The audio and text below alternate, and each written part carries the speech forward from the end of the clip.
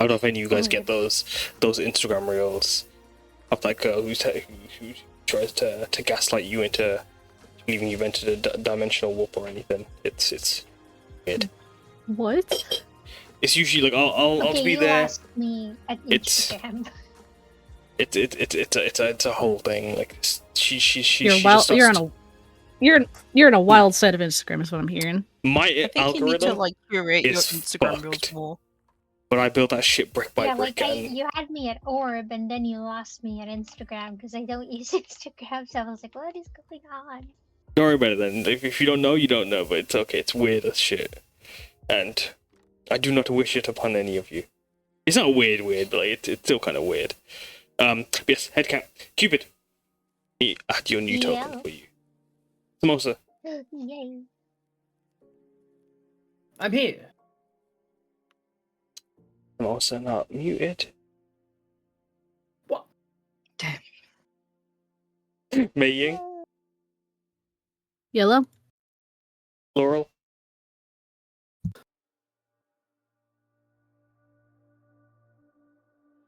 I'm here. Cupid. Oh, don't say anything, Cupid. said... I know. I realized what I said. It's because I was messing with your token. I was like, yes, I know. Meiying said, Umeko. Boy. Then is Hasuko next. I'm here. Excellent. To everyone, let me just make sure tokens are set. Each of the nameplates. There you go. No things. Using vision.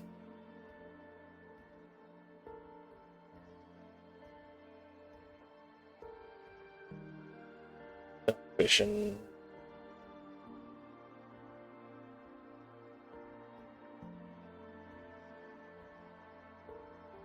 Oh no, that's gonna set you as a whole. That's gonna give you like enough lighting for a whole mile. That is. Don't change it to feet, please. Yay. Oh, stop. Give me a second. I'm gonna quickly change this setting to feet.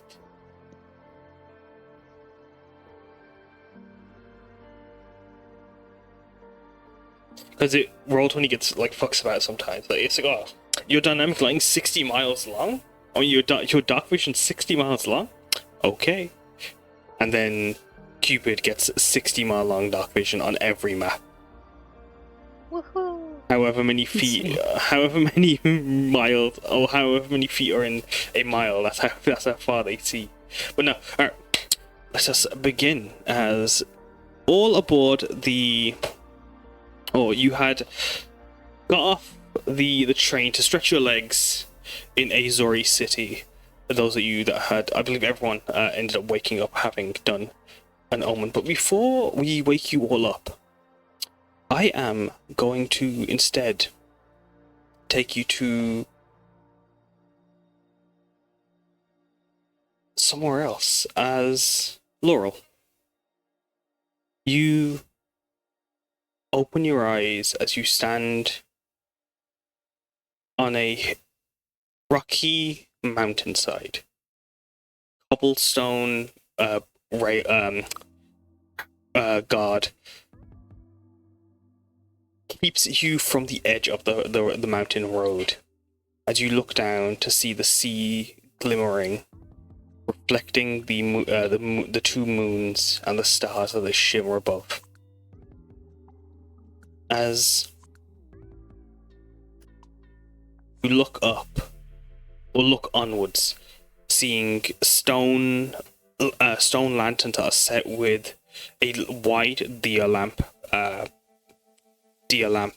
plinth or top set with a burning oil wick as the scent of lavenders and oranges wafted down from these stone lanterns, all the way as you see their light illuminating the path upwards towards the top of the mountain. Grand wooden dark lacquered torii gates create a threshold along the way up the mountain. Lanterns dangling from their center.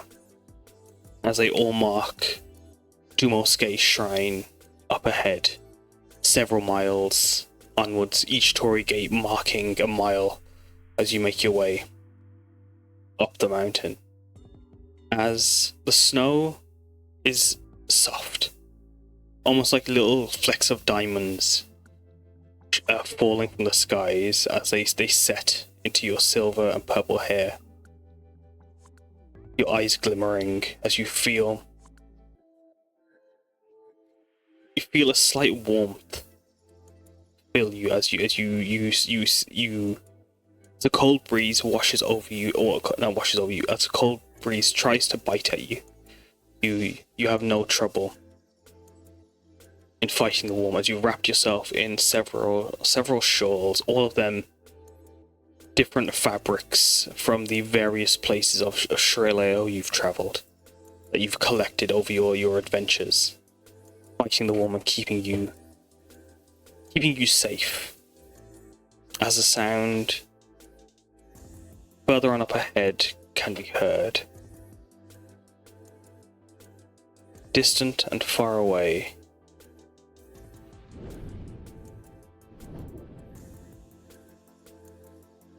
powerful winds buffeting off the distance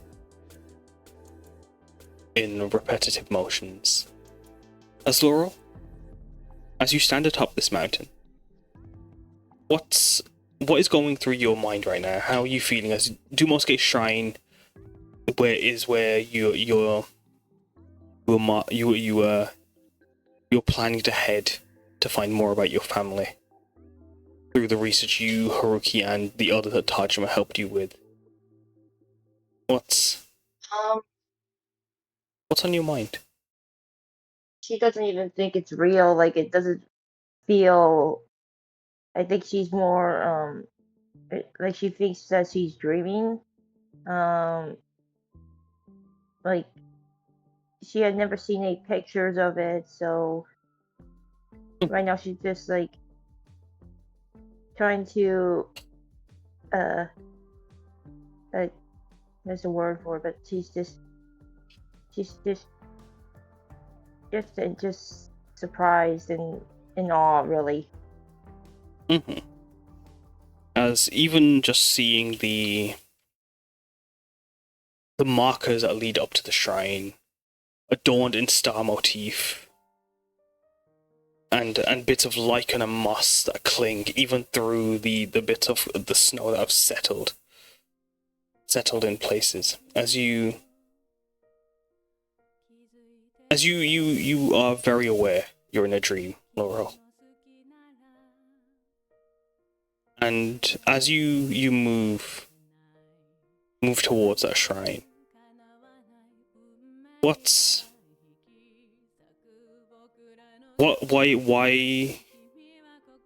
is there a reason you want to stay in the dream for a moment? Is there a reason would you like to leave? Are you excited? Is it your excitement to see what your home was? Or are you scared of what has become of it as you move forward? In a way, she is both nervous and excited. Yeah, like, yes, she finally found her ancestral grounds, but at the same time, like you said, like how much time may or may not have done to it, like if it's still like in one piece, or is it like in ruins, given that there probably isn't a lot of any one of her wine left, as far as I know. So she's just kind of in a bit of a pickle, I would say, on that. Even though the road itself is omnidirectional, you can only go forward or backwards. Your mind at crossroads, unsure where, as all these emotions cross over one another. As you're filled with the anxiety, but also that hopefulness. As you move forward, the miles melt away as you see the sea begin to fade away through a haze of fog. As That's a new one. Oh, sorry. what was sorry? As it's as the mist of the atmosphere obscures the sea below. You look up to see the stars shimmering as trails of blue, green, and pink glimmer, tracing and dancing between and winding between the stars as they form the aurora. As you come up to a valley, where at the heart of the valley you see a shadow hand reaching out to you. A figure tall and strong as the fabrics of their clothing are billowed by the wind, as their form obscured in darkness. Their hand, you can feel that they're reaching out to you, even if you can't see the hand through the shade. As you see in the distance, you start to see the markings of a building up ahead as you are nearly there.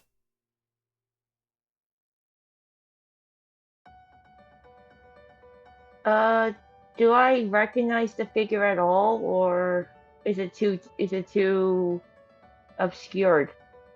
It's too obscured from here. Okay. You'd have to go closer. Yeah. Yeah, she's gonna go running down to get closer. As you make your way closer, you begin to see their form clearer. As give me a moment. As the moonlight line casts its silhouette, or shimmers and casts a outline around the person's form. As you make your way closer, you can see their brown skin shimmering as these pearlescent silver scales glimmer in the moonlight. Their red eyes, red studious eyes, look to you in anticipation and as much anxiousness and hopefulness as you do, as they mirror your own feelings as you take in their gaze. Their hair windswept and parted down the center as these brown curls wrap around Bodhi's head as his pointed ears stick out. As you see the man from the pictures in front of you, his hand reaching out to you, his face, his lips curled into a excited, nervous smile. You can see snowdrop flowers blooming all around him.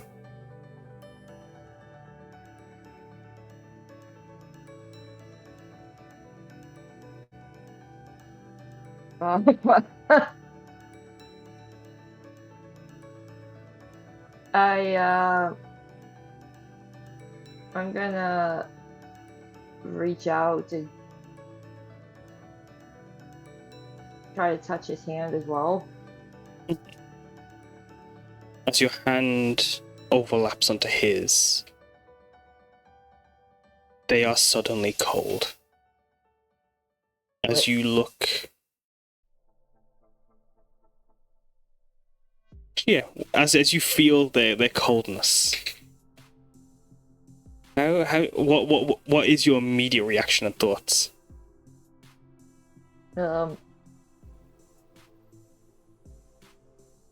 Like immediately, her thoughts immediately go back to the frozen bodies, the people in ice, the blizzards, and the the white dragon, all those painful memories. Um, and she feels like like it feels like an eternity seeing all those, and her instinct, her immediate reaction is to pull away.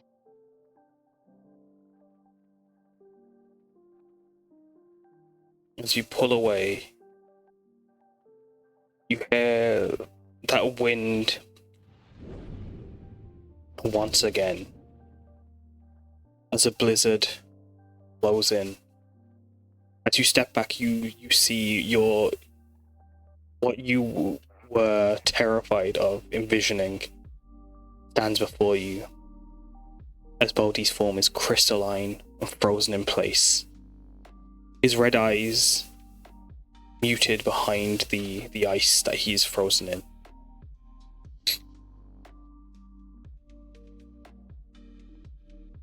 Um, um, Jeez, Laurel pretty much just backs away, and she like subconsciously checking her own hand in case if that ice infected her in a way. Is Laurel scared of that happening? Yes, because it Okay. already because when Yeah. it first happened, she was lucky that her story forms even saved her. That's why she got the gray hair. But part of her wonders that there will be a time that they might not be able to, and she might be crystallized as well.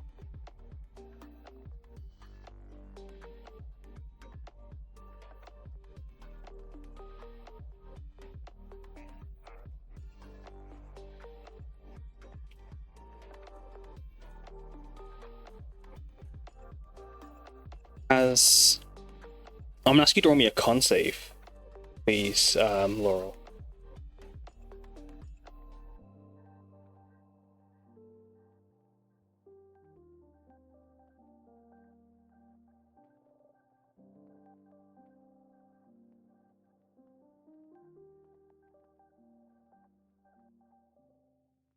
Did it be a 12? Give me a second.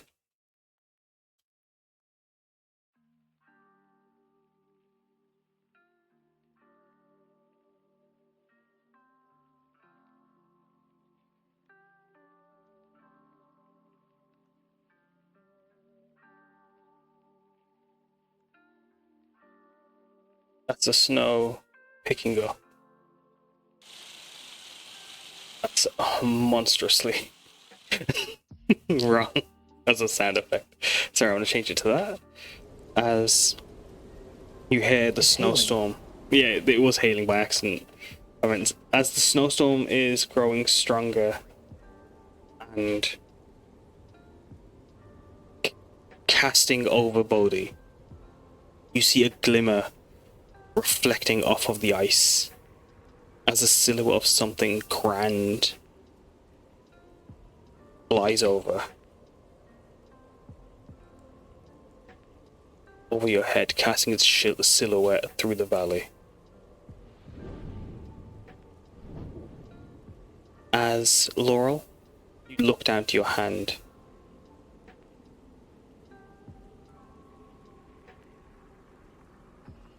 Yes. As it is rusting over. Yep. As you slowly, starting from your index, slowly shifts further and further up your arm. That's what you do. Oh. What do you what's going through your mind? If you can't think of something that you can do, is there something is there a thought going through your head?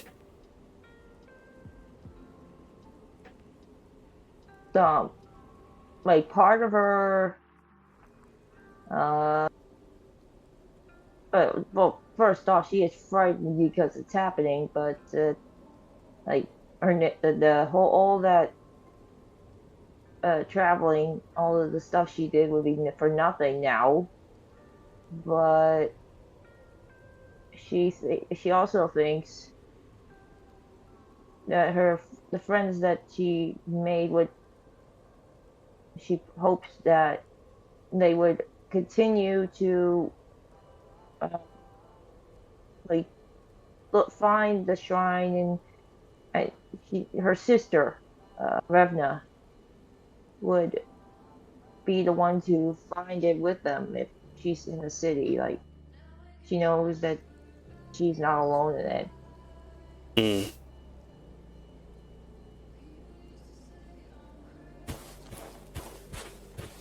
As you think on your sister, you hear heavy footsteps running and racing towards you. Turning around to the sound, rushing up the mountain into the valley to join you.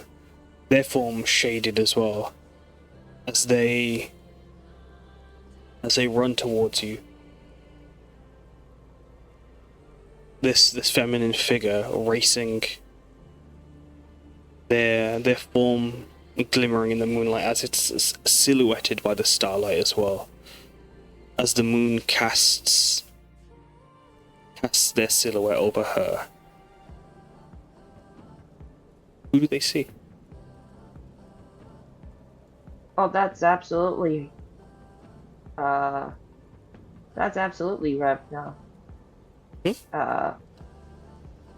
I know she's a farmer, but one of the things Laurel never said about her sister is that when she was younger, she did do some training, but mostly in like martial arts and like combat with what do they call those? Like bow staffs. No, she is but she only uses it for like last resorts kind of. Yeah. Well, you this see, was after Laurel got the gray hair. That's when she did that. But again, that's only for like last resort kind of things. as you see your sister's shadow, or silhouette, sorry, rushing towards you. Her staff outlined beautifully in the moonlight. She rushes towards you. As she reaches forward, it rings 4 times. Jingles. As you can see, her silhouette is set with 4 wings. As her staff, as she gets closer, you notice it's that of a Kakara staff. The staff used by Neo of Shrileo, as it's set with 4 rings around one central ring that is crowned by a Vajra, a thunderbolt. As who actually is that silhouette that's coming towards Laurel? As they watch her begin to slowly frost over as the snowstorm is racing around. Miss Laurel? Miss Laurel? As you see Umeko rush up towards you.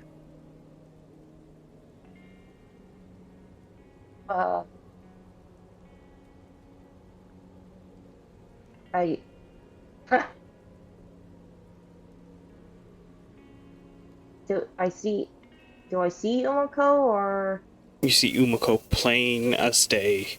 Although you move through a dream, you can feel the energies that resonate off her, the energies that resonate off and off Bodhi are not the same. As you watch Umeko race towards you, this almost is like deja vu. As Oh, yeah. just like in absolutely. Haroma, in the other world. I would try to reach out to her with my free hand, the one that's not frozen yet. She would be Miss Umeko. Is that really you? Yes. The, I didn't disclose this earlier, but I'm a shaman of dreams. So I can appear in your dreams. You seem disturbed. I didn't mean to pry, but... No, I am. She looked back at her hand again, and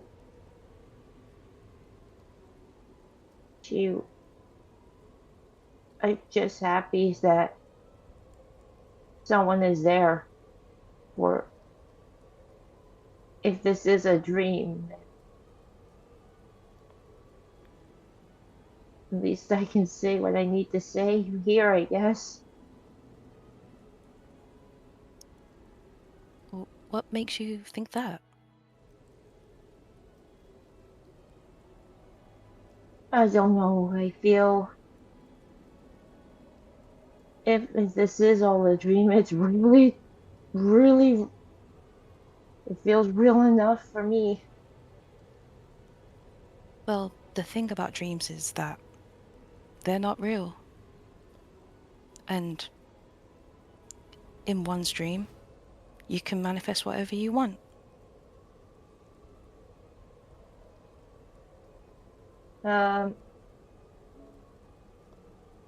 So I am hearing Laurel will look at her hand and she will try to like maybe manifest all that ice and form it into like a starry form of sorts, or like maybe like a constellation of one of her forms.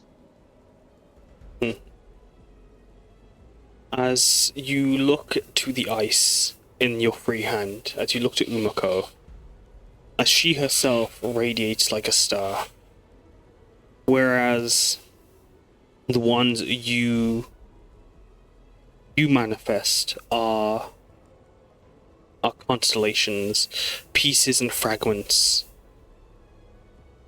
of a grand tapestry. As you watch your constellations form around you, the silhouette of a fish, a koi fish swirling around you, climbing up your form as it shifts into a dragon. As it goes from that form to that of a grand celestial bow that wraps around you. The other,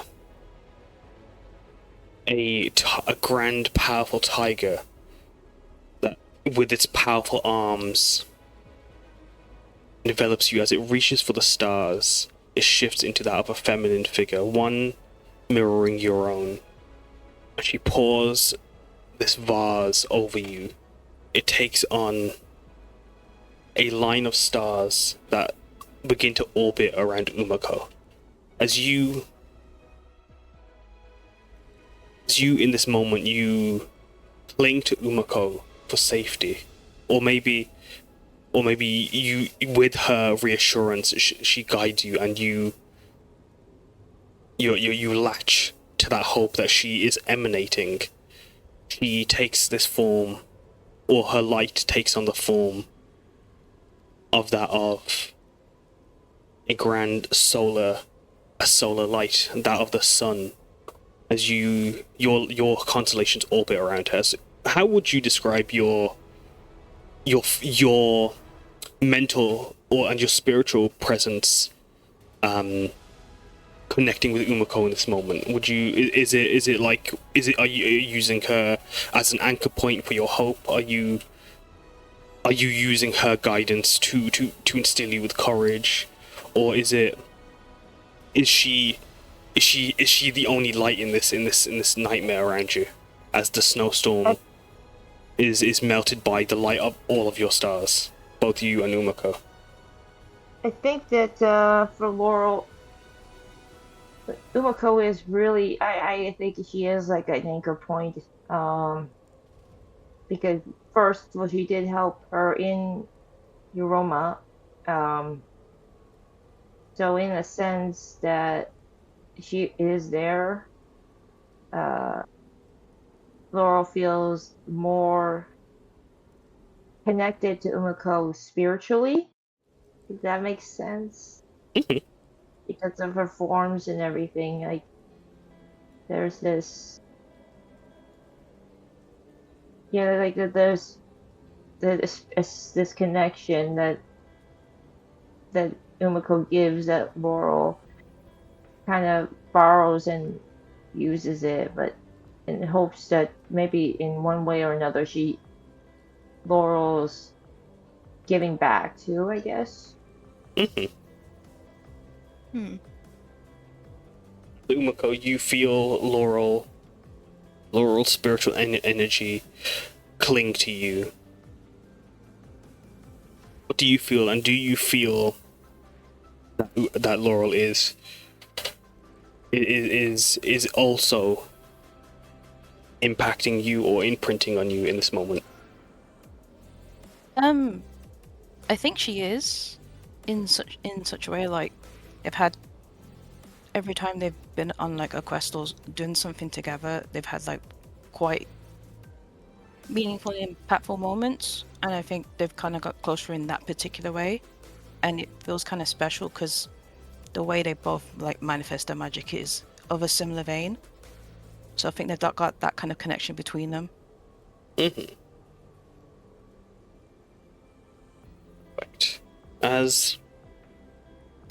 As those stars burn, you feel, Laurel, like a link in the chain in this moment, as you feel your 4 links, the other stars, circle around you,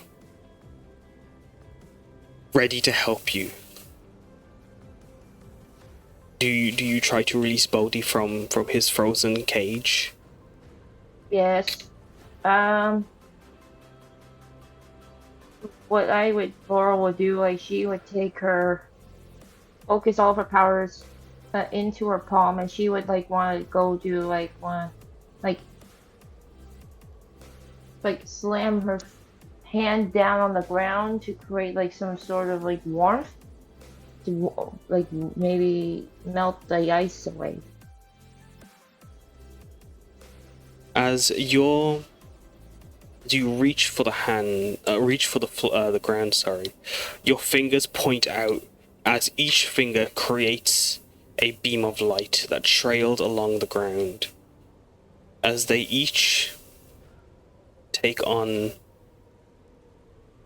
their own constellations as they reach out, as they shimmer beneath you, as they cast a light throughout the valley, as you watch the snowstorm struggle to settle, struggle to get within reach of the ground to lay upon it like a blanket. As you see Bodhi, their frozen form, start to glisten as the ice slowly begins to melt. But as it begins to melt, you hear those flaps of the dragon's wings overhead once more. As on the ground, their silhouette, as black as night, only illuminated by your stars that create a grand constellation in her shadow. You look up to see her form rivaling the pale white of the moon, as this white dragon, Ashwarya, flying over you. And you see, like yourself, wreathed in your 4 stars, you see, from the constellations you create on the ground, 8 of your own stars that glimmer on the ground, that lead up along the path towards a shrine. Glimmer and shine.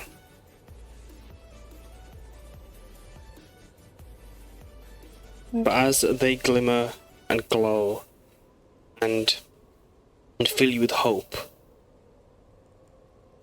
watch as they launch skyward. Like meteors, they trail up and wreath around the dragon as they create a halo of stars around her. As she flies, you see the snowstorm leave as her shadow flies over and hides behind the mountain.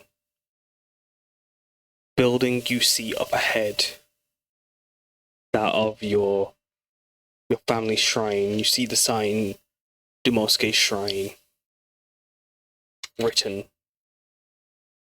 on above the torii gate that guides inwards. You see a ruin of ice crystals and stone that has been glazed and eroded and malformed by the ice that has formed into this grand palace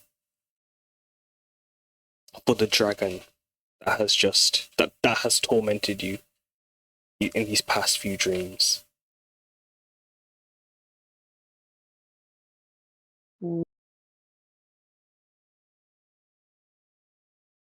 Well, Laurel, right now, like, she's like, okay, I'm done letting this dragon ruin my life now. Mm. Like, she's mad. As you watch Baldy melt away, what goes through your head, Laurel? Do you try to do something as you watch him melting in front of you? In the wake of your family's home. The dragon wreathed in 8 of her own stars.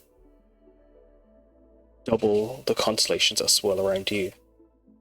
Umeko stands behind you as well with her 4 wings.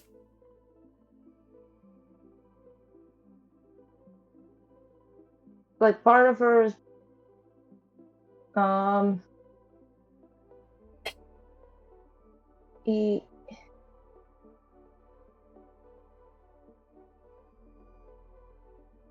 I think she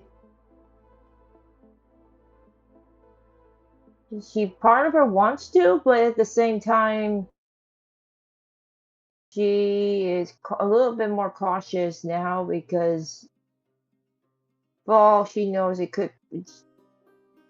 I know she knows it's a dream, but she doesn't trust it enough for her to go out to him.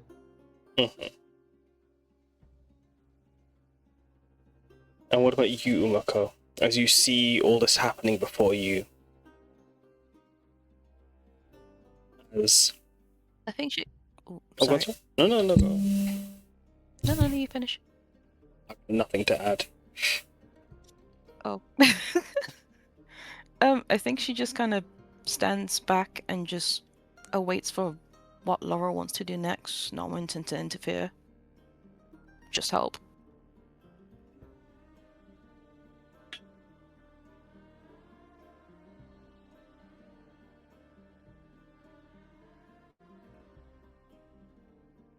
Right now, Laurel just wants to wake up. Do you Sorry? wake up, I believe. She Is wants that to what you wake said? up. Yeah, I said wake up, yeah. Is that something Umeko helps you do, or is that something you do on your own volition? Laurel, can you do you think Laurel has the strength to wake up? Or does she using Umeko as her anchor return back to the material? I think that she needs Umeko's help because as much as powerful as Laurel is, the power over the stars is a lot different than power of dreams.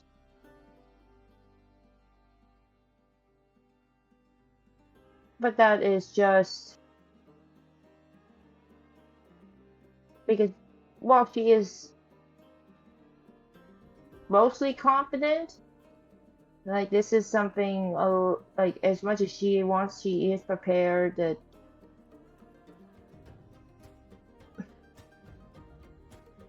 But I think she probably 'Cause- would ask Umeko for help, honestly. It's a daunting task to, even if you have all the strength in the world, some things are just too heavy to lift with just your own two hands.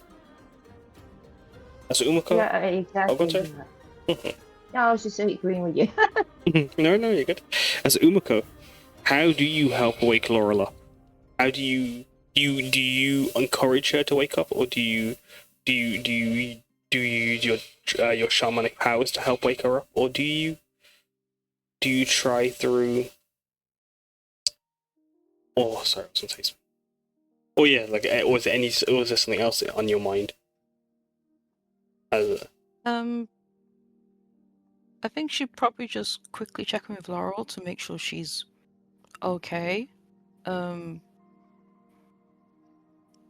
After all that stuff, a lot of it she doesn't particularly understand, but understands that it's personal to Laurel.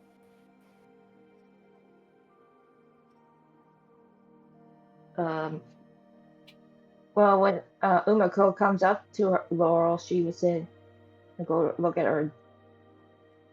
Miss Umeko, I really hate to ask this, but I would like your help to come back to the material world now. Yeah, that's no problem at all. I mean, I've only done this once, so you'll have to bear with me, but we can walk or fly our way out. Somehow, she just kind of looks awkwardly. No, it's fine. Like As you do see your four-winged crane, Mashiro, swirling in the distance, ready to come help.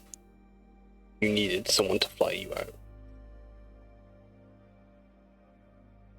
Well, Mashiro's just over there, so let's make our way and we'll be able to get out.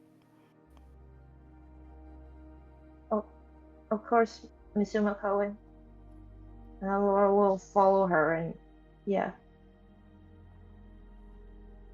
And as she guides you, you see a four-winged crane, originally in their humanoid form, but during the ascension, we want the same crane that had latched itself to Umeko. Their four wings, pale like the moon as well. A red streak that makes up their third eye, as their eyes glimmer blue on black voids. Mashiro gives you a nod as they pull in two of their wings, getting low, allowing you to hop onto their back. As they lift off, you feel your eyes open, Laurel. As you wake up with the rest of the group in Azori Harbor train station. So I'm going to ask,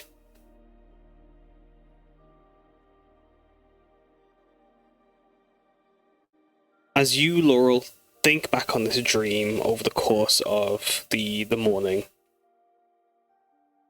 what is going through your head as you have made it just over halfway?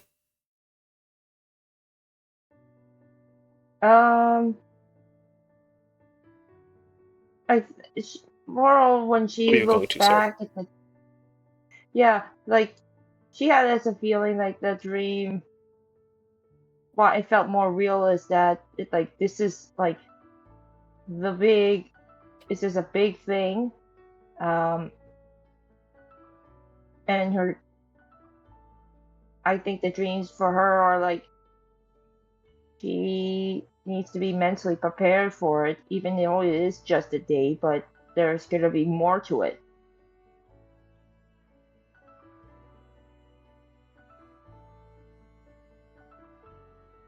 And that's where we're gonna start the session as the rest of the group.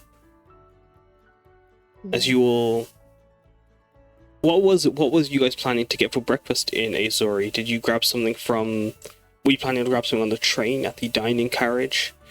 Are you gonna go to Leo's crab hut to pick something from the turtle's catch of the day, or are you all going to just find something you can find on the train before you have to leave?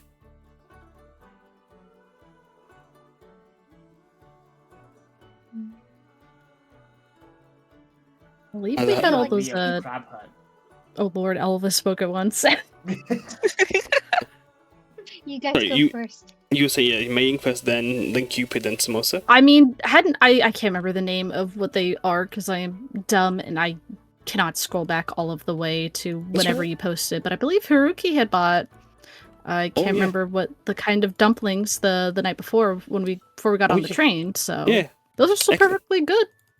yeah, then yeah, like you, Meiying suggesting the dumplings, Haruki would happily reheat them using some of his control flames and his bonfires to try and just get them to steam back up to some level of okay for breakfast without needing to buy more food. Cupid, did You you don't want go or did you want to bad. do? Yeah, I mean, the realistic thing here is that Cupid doesn't have any of the yesterday's food left, so they would buy more food because they Samosa have no would more dog. food. well, I'm gonna send you the menu as you can pick. Hey, so Cupid would buy everything from a menu. So Cupid doesn't pick; they pick one of each. Mhm. So like, they don't need a menu. They know they're just gonna eat the whole menu. So, yeah. Give me a second, like calculate how much that costs for you. As you pay 92 gold to buy all of this turtle. This turtle, as they're smoking 2 cigarettes out of both corners of their mouth, covered in garlands and pearl and shell studs and necklaces. Their patterned frocks adorned with crab motifs. As this this turtle Leo mans a hut, a little hole in the wall hut stall built off the shell of a giant dire crab. As you see parasols, fabric rolls that create these grand colourful shades and cover over you. Cupid, the turtle happily gifts you offers you all Yay, for free! that's provided, and asks, do you want them in separate bags? Do you want them in, or do you want them all in one big medley? What are you thinking?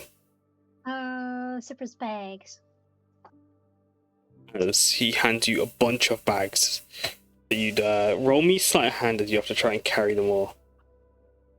Oh, As you come see- on, it's Cupid. A variety of sushis, fish curries, and sashimi.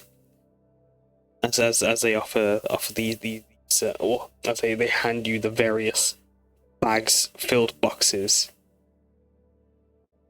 As what did you want to Can do? we Sorry. just say No? that Cupid is really good at carrying this? Alas, as Cupid is seen. As you see, as you watch Cupid trying to grab a hold of all the bags, there's too many. There's not enough. Their fingers are. There's not enough fingers for all the bags as they're being handed by Leo. Leo, watching this happen, watching you struggle, as with your tail as well. With an 8, they just watch you, and they hook. Like playing buckaroo with Cupid in this moment, as they go to hook one on your tail, hand as many as your hands can carry. There's still a few to go, as they've also packed in a few complimentary drinks with your meal. As they ask, do you have a friend, or do you want to come pick these back up and drop them off on the train, or? Samosa would Cupid also will be carry awake at this everything. point. Yeah, this is when all of you guys are Samosa. awake at this time. As Samosa, you see, I think you might be one of the earlier ones because you were with Haruki. Oh, Olu was, sorry, my mistake. But no, you would have got off, because yeah, this is when everyone woke up, in around 9 o'clock in the station. As I'm sure I made a note somewhere of what your time is. Yeah. I think it was like, I can't remember. No, exactly. Samosa would be with Haruki, but Alu would be helping get breakfast. So Alu would be right now. Yeah. Well, yeah. Seeing like as Haruki's just stretching and like is walking along the station, taking in, buying a few charms for his office and a few little things here and there. Alu helping Cupid. As the group, as Haruki and Samosa would arrive, Samosa, do you go and rush to help Cupid,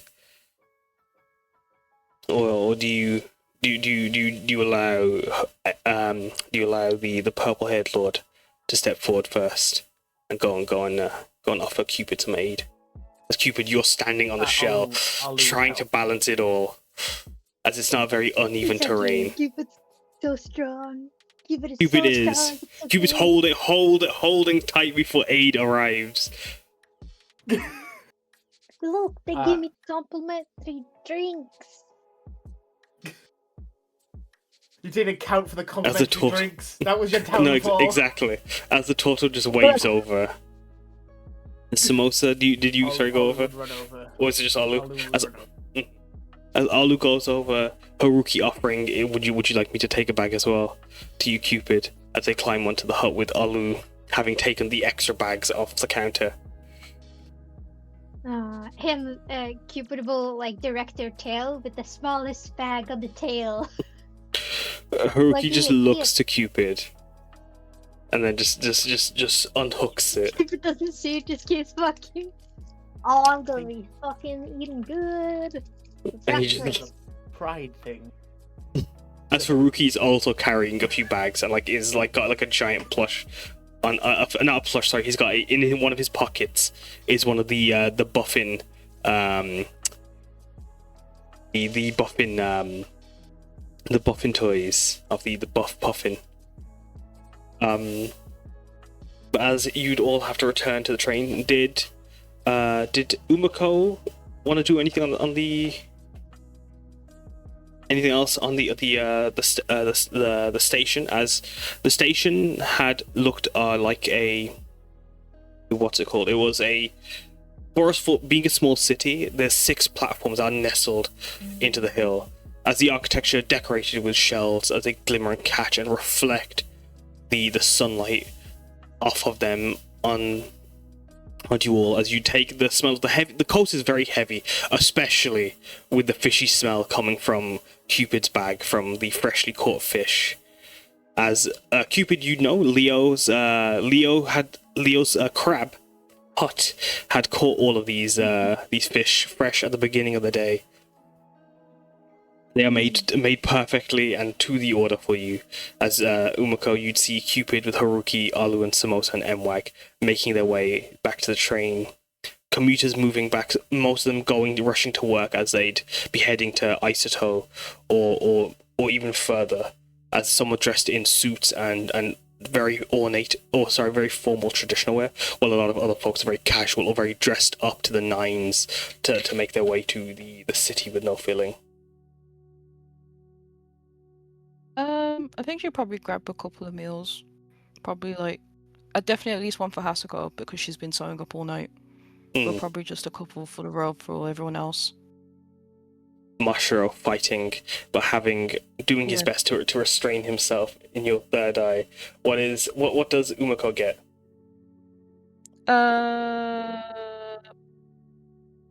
Probably two of both curries. Oh, I forgot. Oh, sorry. No, go on.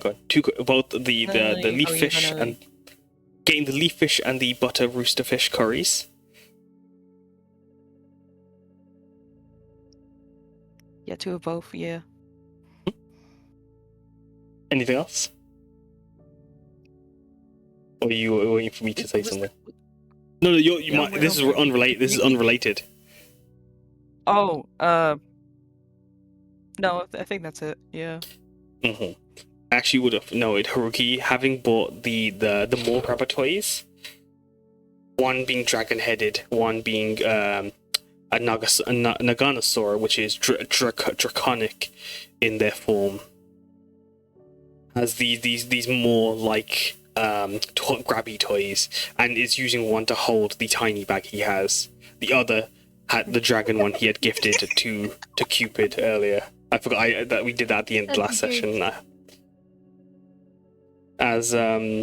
What about you, Hasuko? Is there anything you're grabbing off the station? I don't think Hasuko did get off the station. I think she's eeping. She stayed up really late to finish up that fit, so she's like honk shoeing. She's out cold. And lastly, what about you, Laurel? Are you fabric. yeah, covered in Like fabric, glitter, and like the little extra threads that have fallen out of the clothing that she'd been making. And what about you, Laurel? Are you doing anything on the station before you have to leave for Narasa? Yeah, I think she would. I remember last time she got one of those puffin toy things. A little buffin toy, yeah. Yeah, but she is gonna get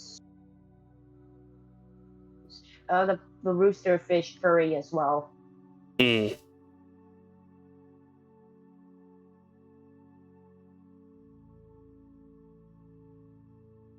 I guess Haruki's gonna have to buy Hut's catch of the day as well, as you all buy food from Leo.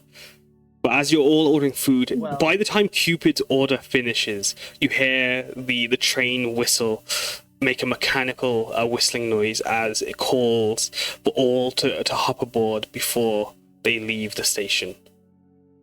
And you race back, rushing. In line. My food. Before you place her order, she hears it. She hears it. Oh, sorry, Samosa. What did you want? Sorry, Samosa. I'm so sorry. I thought I did you. Samosa doesn't get to eat. No, that's it. You heard Laurel. It's her quest. She says Samosa ain't eating. Yeah. So to walk back to the train trunk, dragging across the floor. Starving. Leave Laurel. Samosa will be like, no, just leave her here. She's being mean. She doesn't go on her date. Damn. Oh damn. God damn. This is all those marriage allegations. That's what it's come to. Yep.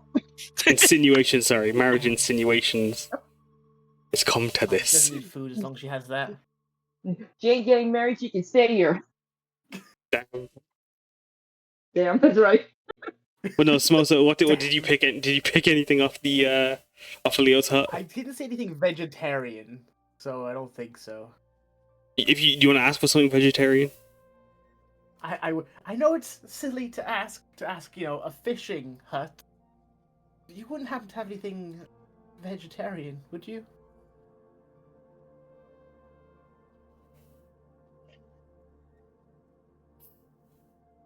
Anything vegetarian? You see the 4 cigarettes out of the corners dancing up and down as he looks at you with these tiny beady eyes. I've got a bit of salad here and there that I can whip around. How are you with you good with rice? I'll do. Yeah. That's perfect. What about edamames? That's good. Yeah. You like pickle? You want some sour in there too? Sure. Is it red pickle? No, it's green. As it's lime and mango achar. As it's pieces of like little mango chunks and lime as he squeezes. That's what I didn't say. as yes, you want some crunch as well? Crunch. Yeah, just pile it on there. Yeah. As you see him crush 4 poppadoms over your salad bowl that he's making for you. All right. Garlic naan. You like some naan? You want something else? Yeah. Naan. All right. Excellent. You like egg? No. That's I'll have to skip that one. Oh, you're vegan. You're not vegetarian then.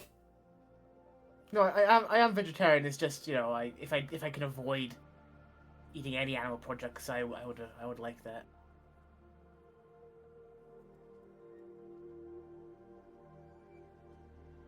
Must be really awkward ordering this on top of a crab. Well, yeah, a little. Listen, we haven't got off. It's right next to the train station. It's a cool restaurant. You know, I can't. It's sorry. Yo, Hut, listen to this. Listen to this, egghead.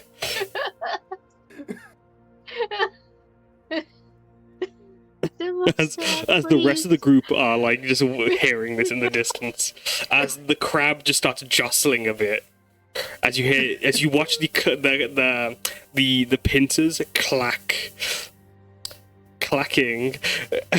they start making a little wiggle as you're on the back now, Dory. It's okay. Hut and I, it's not. This ain't parasocial. It's symbiotic. I don't know what that has to do with anything, sir. No, I'm just saying it's part of the ecosystem. It's alright. So like, don't worry. There's nothing unethical about our situation. Okay. Right. Just in case your vegetarianism, veganism situation had a problem with Hut and myself working together. Oh, of course. This is purely business. Of course not. As they... You see Samosa struggling. She has no defense against this. She's just taking pure psychic damage after psychic damage. As Mwag standing there. Yo, get her some chicken as well. She loves chicken. I'll have 2 chicken wings as well. As Mwag's there with you, I'll have 2 chicken wings as well, please. Thank you. And 1 nugget. As he looks to Mwag. As he looks to Mwag and then looks to you.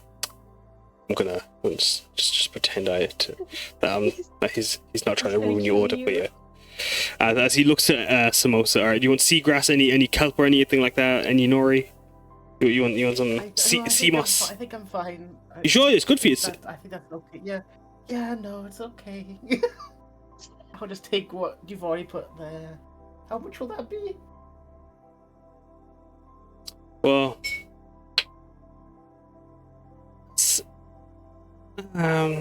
making me go out of my way. 30 gold. She puts down 30 gold. Doesn't argue whatsoever. He takes half of it and gives you 15 back, and then counts it, then gives you 7 back. What? I'm just pulling your leg. It's so. The train's leaving. Your train's leaving, but you best get going.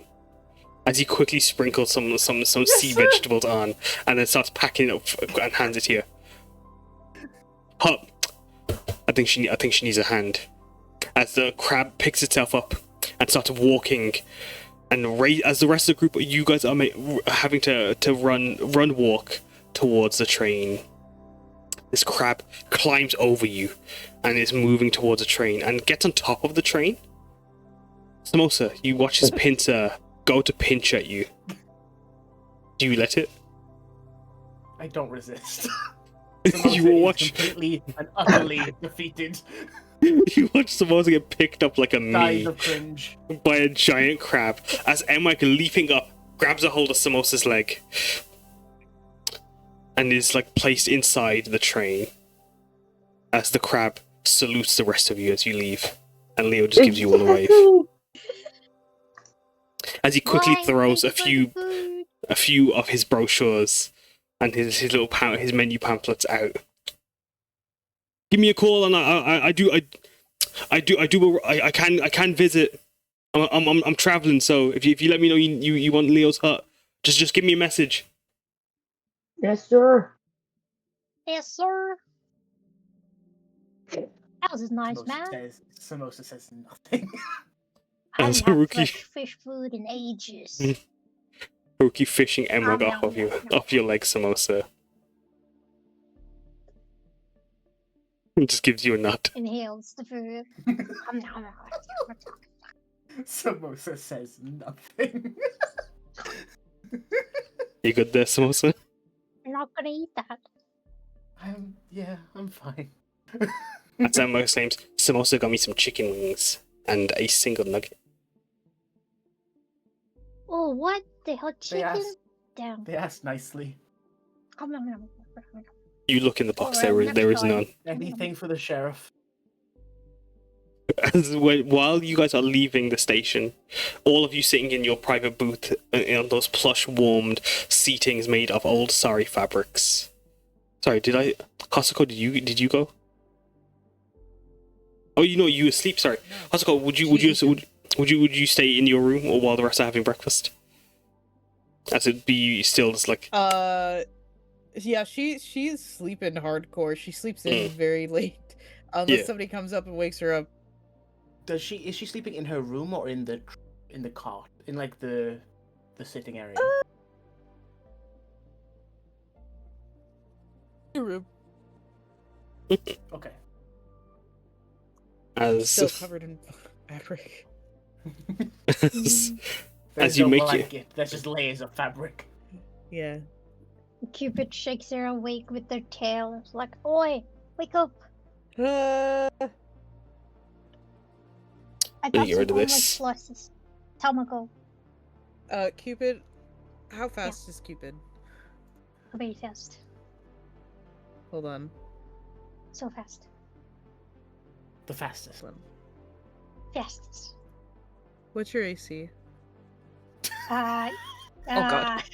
What did I do? You woke her up. Oh, Uh-oh. no, I forgot. It's 17. Alright, you're good. Okay. She Like- punches the air like- and then kind of sits up wondering what the fuck is going on. breakfast. Immediately has like a little to-go, what is it called? Container To-go of box, yeah. tamago. Yeah, to-go box. As you all are having your breakfast on the polished table, as the station moves past, as Azori City rushes past, the coast disappearing. Can you all roll me a perception check as you'd all get a chance to look out the window?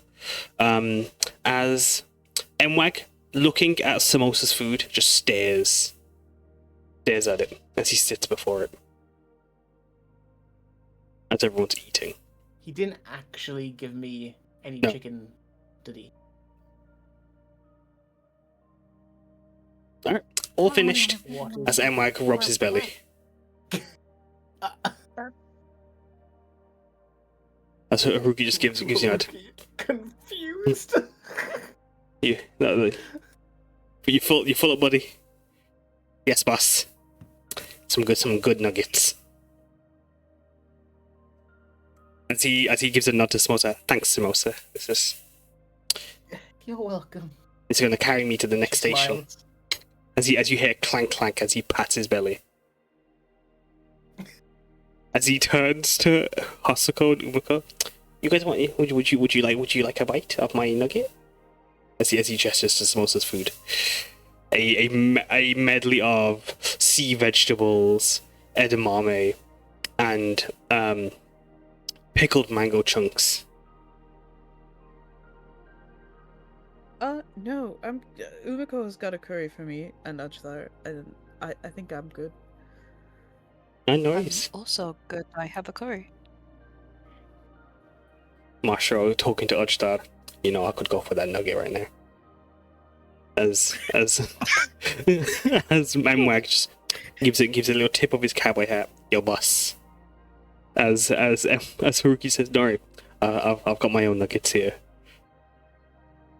As he places a steamed bun in front of Mwag and then offers you all a variety of the steamed buns and the idlis from Funaha. As let's see what your perception checks got you, Ooh, shall we? Stalin. These are all sight-based, so Cupid, how far does your sight allow you to see? Because you might not be able to see. Hmm. Cupid, Well, why I did you get all your rolled a food individually 23. wrapped?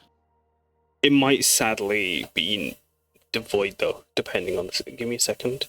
Ah. Let me just check. But, like, how far is your Okay. actual sight, like, that those crystal orbs give you?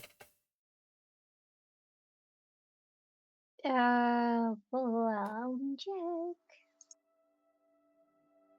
don't think we had our conversation about Cupid's vision. Yeah, no. I meant, what about the item Miz gave you? Because like that, my conversation and the item Miz gave you are separate. The what? Did he? Could you repeat that?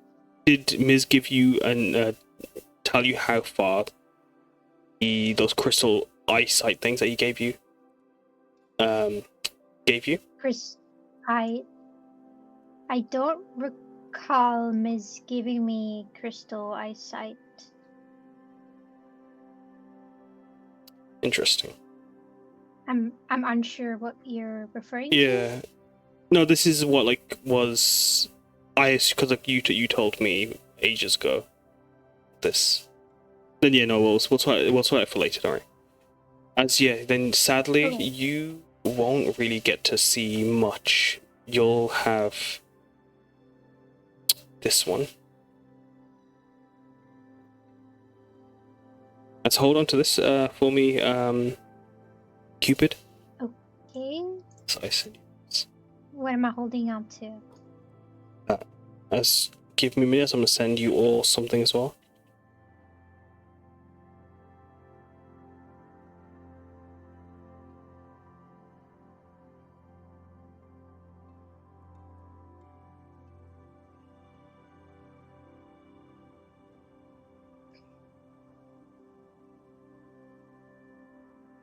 I'm sorry to halt it, but I do not remember Ms. giving. No, it's okay. It's okay. Any sort of eyes or this. anything. I mean, this. I just This remember, like this. Right. Only eyes from. No, that's what I meant. That's specifically what I was referring to. Because I thought it was a crystal. How much vision does that give you? Well, it doesn't give me any vision. Those were just loot from defeating an Oni.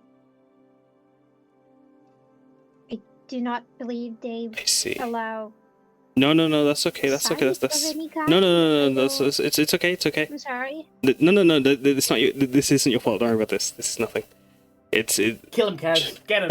A discrepancy with Mrs. No, Dory, you're okay. Dory, no, you're okay. You're not in trouble or anything. It's all fine. It's just a discrepancy with Mrs. DMing and mine. That wasn't clarified. I assumed something differently. That's okay. Then you will have what I've just sent you. So no, don't worry about that. Remind me to have that discussion though, then that becomes more important. Yeah. And Samosa, you as the rest of you are eating, Cupid and Samosa, you two find something of interest as you guys look out the window. Just give me a second.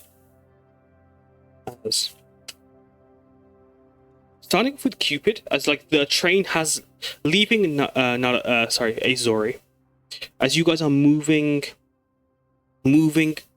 along the coastline,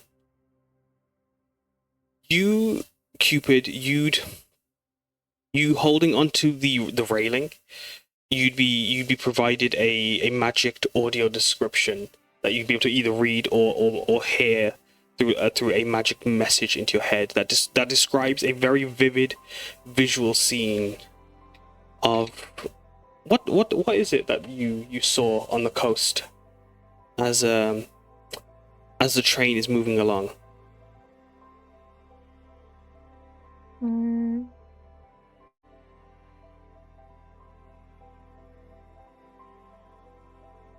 That's what I DM'd you. There's a... Oh, okay.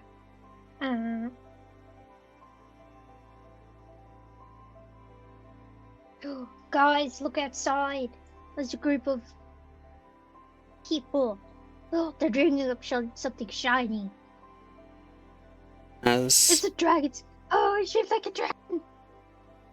Cupid's face is like on the window, like excitedly wagging their tail. As Cupid's tail It's shiny.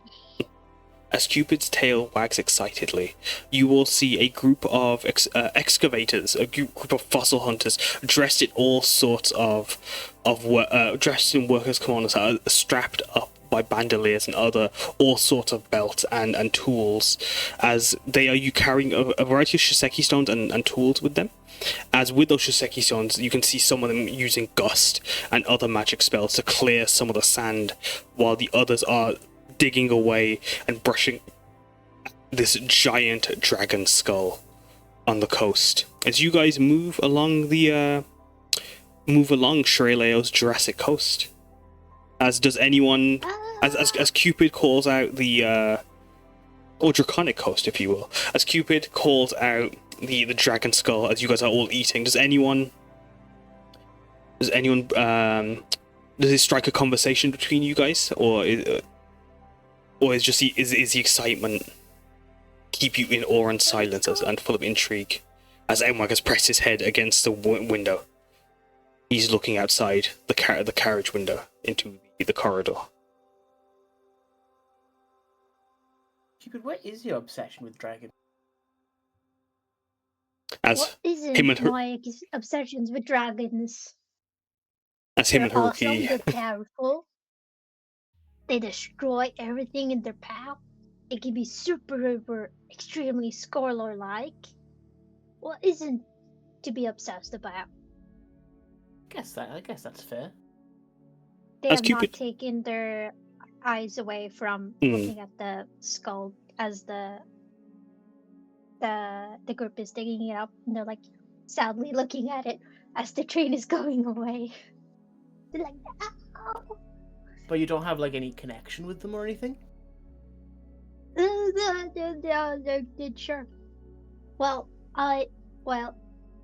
this Cupid is too focused. Like they're like they want to engage, but they're also like Dragon Skull, but they're also like distracted by the Dragon Skull. They're focusing on that right now. So they're like, oh yeah, I was well, it's a complicated. I was Dragon Skull. Dragon Skull. Well, I was in a cult, I guess. Well, I wasn't part of it. I was more like forced into it by my parents. It's a whole thing, you know. There was a dragon. Yeah. Skull. Oh, if I could break out this fucking cage, I could give to them. You were a part of a cult? I said I wasn't actually a part of it. My parents were a part of it, which ergo made me a part of it technically. Dragon Skull, man. Okay, focus on lower state. Maybe I can track them down when we're done. Yeah, I tracked them down. As does Samosa feel any any closer to the idea of why Cupid's obsession with dragons is what it is. Samosa now is convinced that Cupid is still part of this cult. That they briefly mentioned. Bruh. Well, that's fine. She pries no further.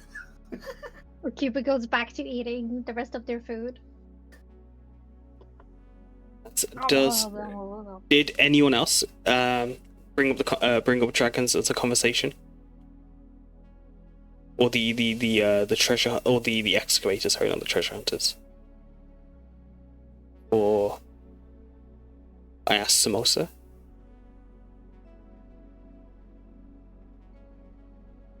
Alright, Samosa, out of those two things I sent you, please pick one, as that is what you see and it gains your interest as you look out the window. Give me 1 second.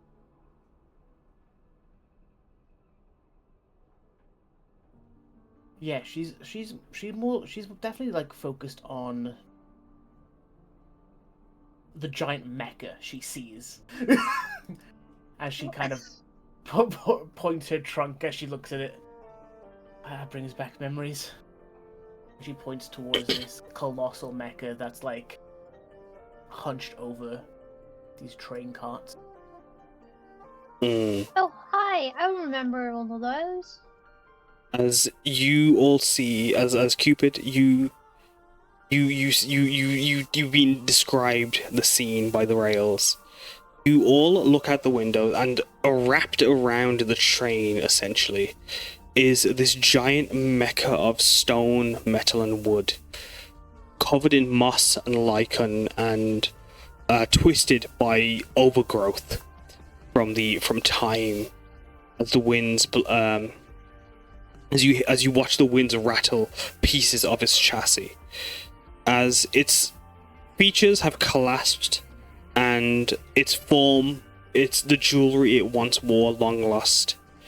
Their ruins remain as they arc around the tracks, as they frame your journey, and create almost a magical tunnel as they embrace the carriage as it goes through. Is it colossal? Like, Yes. Is it from? It's Okay, so it's not like the shrunken Kasakawa ones of. No. Of now. This isn't as big as the hooded. This doesn't look to be as big as the hooded hero, but it could have been. You don't have enough of its form to gauge, but it's. Roll a history check, actually. As if anyone else wants to roll a history check as you look out to this mecha, you can. Would Samosa have advantage in this particular topic? Has she researched mechas, out of curiosity? She hasn't specifically researched them, but she spent her entire life around them. You might have a slight change in your your DC.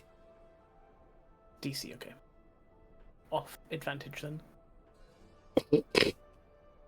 Nope. Cupid recalls that one time they fought a mech.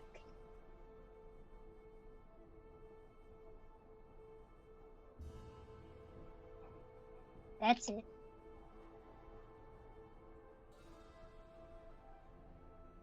As Umeko and Cupid, as like Cupid, you're not only are you like getting told the information about the mecha, as like it's been described, like this being ancient, this is pre the crossing, and Umeko, you know this as well. This is when the mechas and were originally built just by the Bakoran. This is where the Bakoran were making them, and this would have been around just before Kotoka, before Kasakawa Island was found.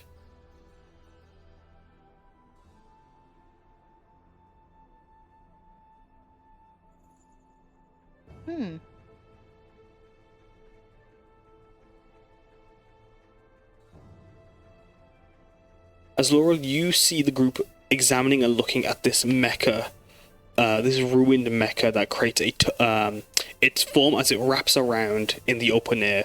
Its body is almost used like a giant tunnel, as like the hollows of it are allowing light and the coast and even the world outside in, as it's overgrown and been forgotten by time. As Umeko as well, yeah. As you guys would know, it's history. Does someone want to say something? Go ahead. Go ahead, yeah. As like Umeko and Cupid, sorry, you knew it was Bakoran. May, what do you do you ask some question about it, or do you? Well, Laurel would definitely Laurel, be sorry. surprised to see that.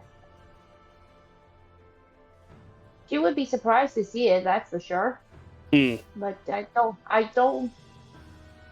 would like to make a history check if I did know anything about it. Yeah, good. You can, because as the rest of the group also having been pointed out by it, as Samosa makes a comment about like it being as you all look out the window after Samosa points it out.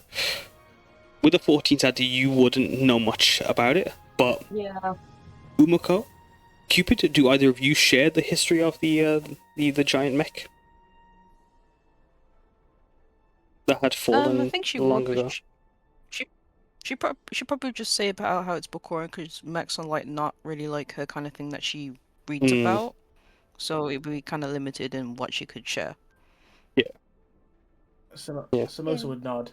I guessed it was Bakoran, considering it's mostly made out of wood and stone and not like mechanical, super mechanical anyway. Yeah, I think it would share what they know, because they maybe researched some for their own tiny mechanical dragons. Yeah, I mean, you would have And that was the learned. time they fought on the mech. But... Yeah. You would have no, it's okay. You would have learned a fair bit about like them through just like the engineering side of things. As like you can see, like this would be this is something that's held by magic. As Cupid, you'd be described these Shiseki stones, as you'd all see these small crystals glimmering along its joints as the remainder of the magic core has set through and solidified in this way on the robot.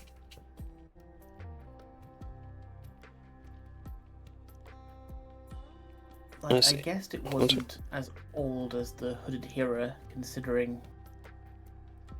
its size. Mm. It could be. It's far I'm not old. sure how old Yeah. it could be. Maybe 2 millennia, maybe roughly is the guesstimate as you gauge its Bakoran history.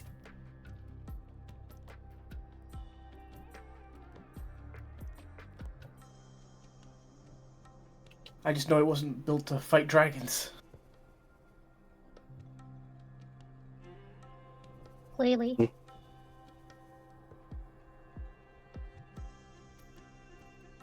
As Ruki just looks at it, Mwag enamored as he looks over the machine. It's that's big. They exclaim.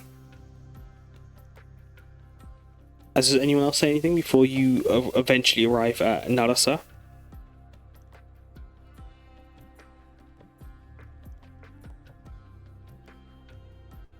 I think I'm good.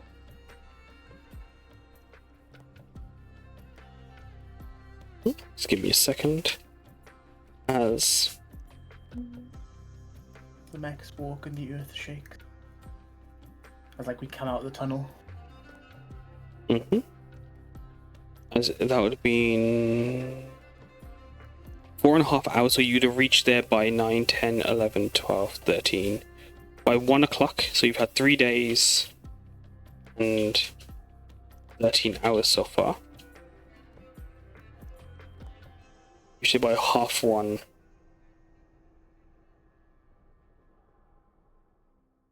I take it, Hasuko, as you woke up, did you go back to sleep after your food, or were you... Nah, she's probably working on the next outfit. Roll sleight of hand with disadvantage, as you only got a short rest in. Barely a short rest in, even. Kind of too cramped in here for Aldo to come and help you. As you do your best. But yeah, no, you have no trouble, as you all arrived to Narasa, which, after being on the train for 4.5 hours, you guys would get the chance to once again stretch your legs. Just give me a second, as I'm going to describe the music in a second. I mean, not the music, sorry. The what's it called in a second. Yo, I like the outfit though. It's Laurel. You get another outfit provided by Hasuko. A rough draft for that you could decide for your date. As Hasuko, how do you present it to Laurel as you guys make your way through the countryside? Or would you be finished just as the train stopped in Narasa? It's just as the train stopped, and she'll like kind of hold it up as best she can, like with it being crowded in here. Up to you if you want to wear this for this city or not, but you know, give it a whirl. Oh, I'm absolutely gonna try it on. And while I'm gonna add some.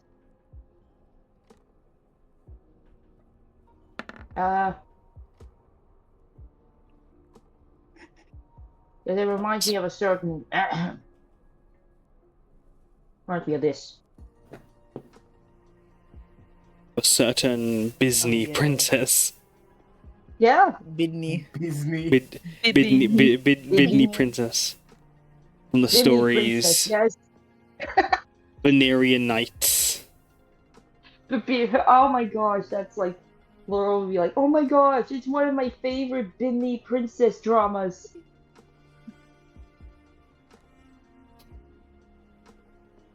Kaz, how long are we roughly at each station before the train moves?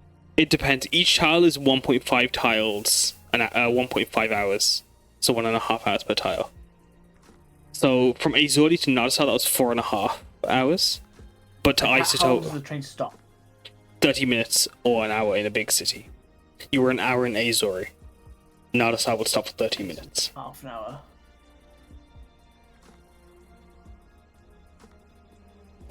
14.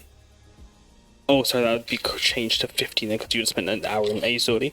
But yeah, as you stop in Naruto, I've sent the Pinterest board. As this city, a small 4-platform station. What was it, sorry? So fucking cool. This city is a very interesting city. As you stop in Naruto, as unlike any of the other cities, as you've made your way across the Sierra Leone countryside, you notice that the architecture is more angular, more Art Deco flared in its formation, as the small village is plastered in ukiyo-e and in vibrant, colourful graffiti. As you can see, wrought in steel, there have been various mythological motifs have been wrought along the building, the platform of the station. As you can see, posters advertising Isoto and several events, such as kabuki plays, performances, various Shian idols. As you see the travelers on the station, no one gets off in Naruto, as instead everyone gets on as the train begins to fill up very quickly. As travelers rush aboard dressed in shirts, flared trousers, kimono jackets, and shawls covered in graphic and modern designs, as they all look to be readying for a trip to Isoto, moving and carrying skateboards that have been magicked with wheels. As they move, you will might hop off the station to stretch your legs, as you can see the yellow hyacinths set in various little plant pots around the station. As the only food stall nestled in the station is a chaiwala. Chuchuwala is what it's called. And there are also several souvenirs. Surprising, a very small number as of souvenirs compared to everywhere else you've stopped, as they only seem to sell magnets and key charms with hyacinth, skateboard, and korowang, pied korowang, as these birds, these black magpie-like birds flying around, fill or line the power lines through the village and throughout the station. You see the various magnets and key charms evoke those birds, but you'd also see several skateboards with grand decal designs on them sold at kiosks and bodegas along the station. Or not along, but like at either end. As I'm going to pop in chat the chaiwala that you guys would see. We'd also see the I'd like to buy some keychains, yeah. Yeah. Go ahead, as Haruki also with you is buying several keychains. I'm getting the Blackbird keychain, Mhm. and are there hyacinths painted on the skateboard keychains? Oh yeah, there are definitely hyacinth patterned keychains with set on skateboard like shapes. I also have a question. They're selling skateboards. Do they do commissions on the decks? Yeah. I'm gonna walk up to one of them. Hello. You see a very tired tiefling. Yeah. I say you on at you. Are you okay? Yeah, no, don't worry about me. One tired tiefling to another. Shake my hand. Anyway. The skin glowing yellow in the fade, not the fading sunlight, but the suns are beginning to their descent as pinks are starting to streak in the sky, contrasting their skin. Sorry, continue. Do you paint commissioned Mhm. skateboards? Mm-hmm. Is there possible that you could put a Sadamaru's a Raiju, right? Yes. A blue Raiju with sakura petals and flowers? Yeah, sure. Do you find it decals, or you want it? Or you want it all marked in, painted on? Sorry. Painted on should be fine. Size. All right. Okay. All right. I'm You sorry. you catching the next train? You want to roll an insight check as they tell you that it will be 150 gold. I was also thinking, by the way, Izzy, fucking Sakura would love a skateboard. I know, that's why I was like, I I gotta literally get her a was thinking skateboard. that as well. Oh my god. Haruki's shaking his head as he was also walking to the skateboard store, but will slow Get out down of here. You get. as he didn't get a chance to get there before you already reached there. As you stop at 150 gold. As with the site, you could tell painting it all on is more annoying. They'd rather do decals. Too bad. I want the Too late, silver yeah. core. No, it's exactly. It's too late. As Too they- bad, minimum wage worker. I will pay you extra if it's really that much of a deal. No, it's fine. It's fine. These are my rates. How You fast guys can you get it done? okay before you get on your train.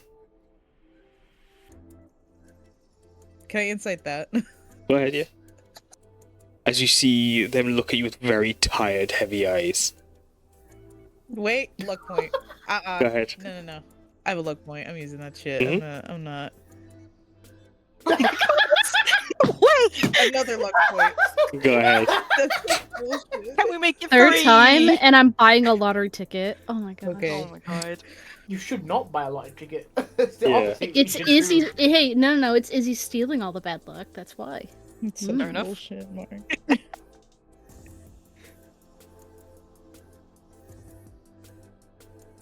As with the 22 insight, Hasuko, they look tired, but you can see their hands. Their hands are already like not shaking in a like anxious kind of way.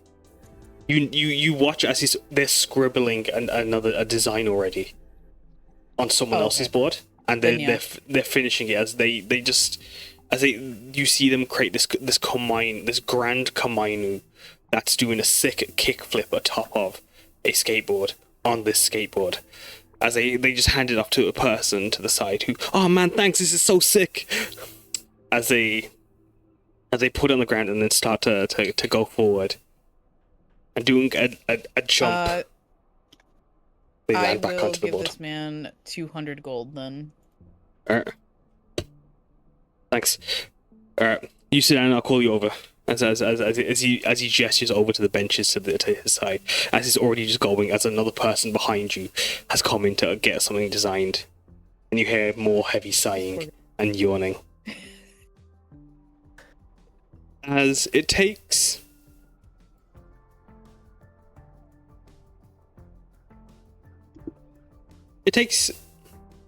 roughly 10 minutes. But as they're finishing, as everyone else has been picking up a few things, you're called over as you're shown this grand skateboard with a blue Raiju and thunderbolts streaking around it.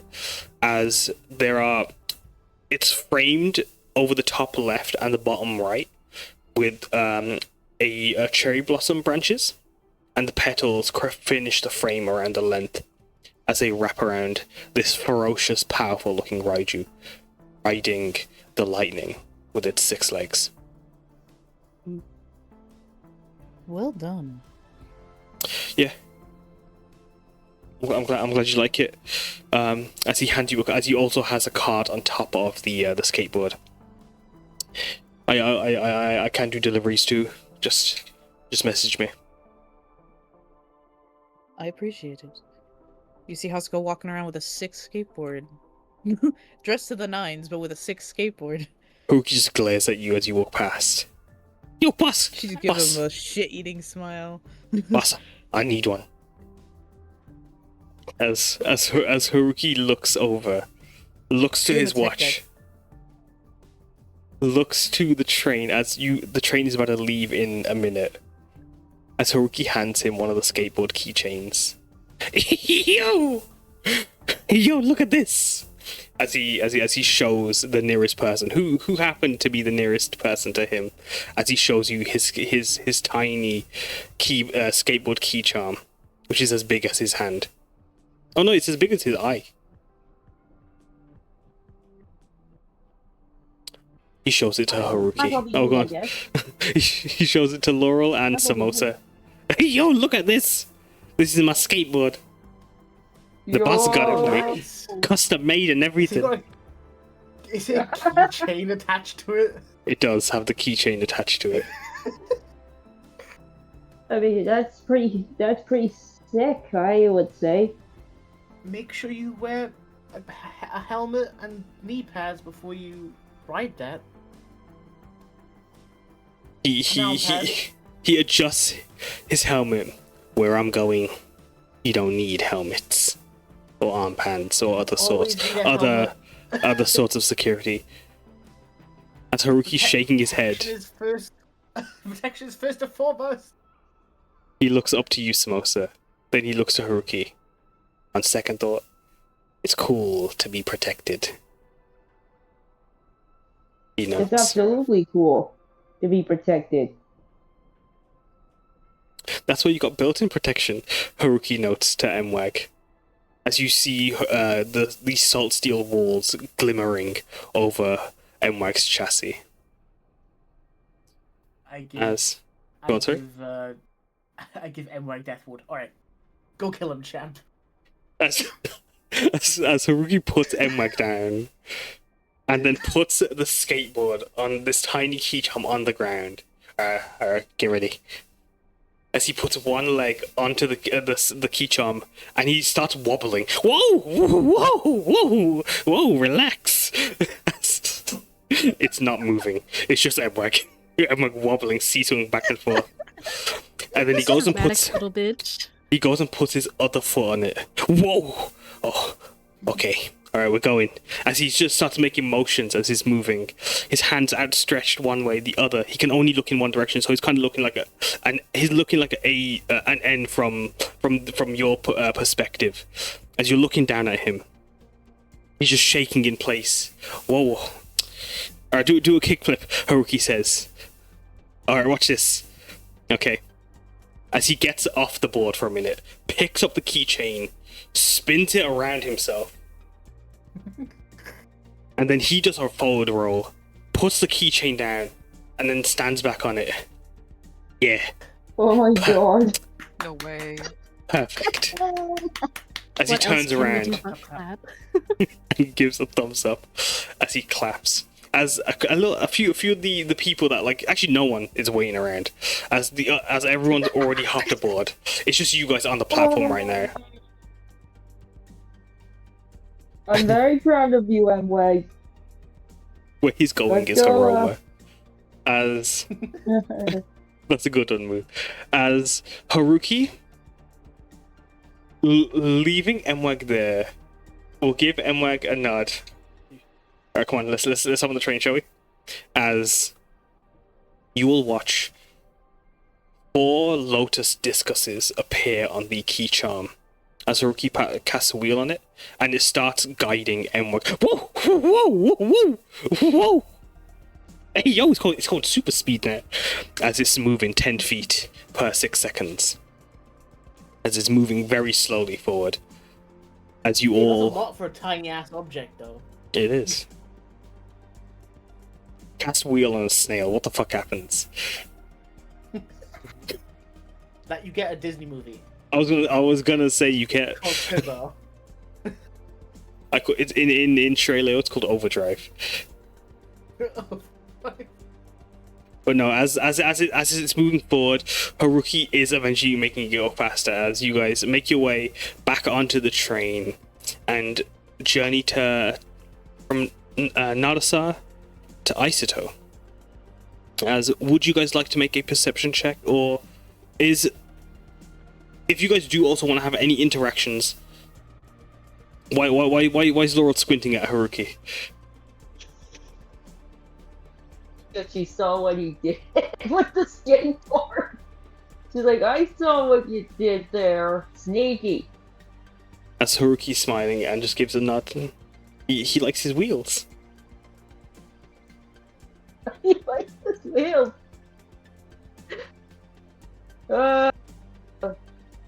Okay. As to those that have seen Mwag on the battlefield, you would know underneath his hat, when it's not his revolver, it is a, what's it called?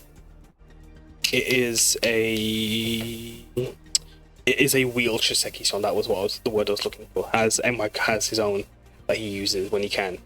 But as you get onto the train, Mwag using his skateboard along the entire way, people having to sidestep and move out of the way. Oh, watch it, be careful now. Put your safety on now. Mwag exclaims as it's moving slowly as you as a group. Are you guys letting Mwag lead, or it was Mwag following you guys? No, let him lead.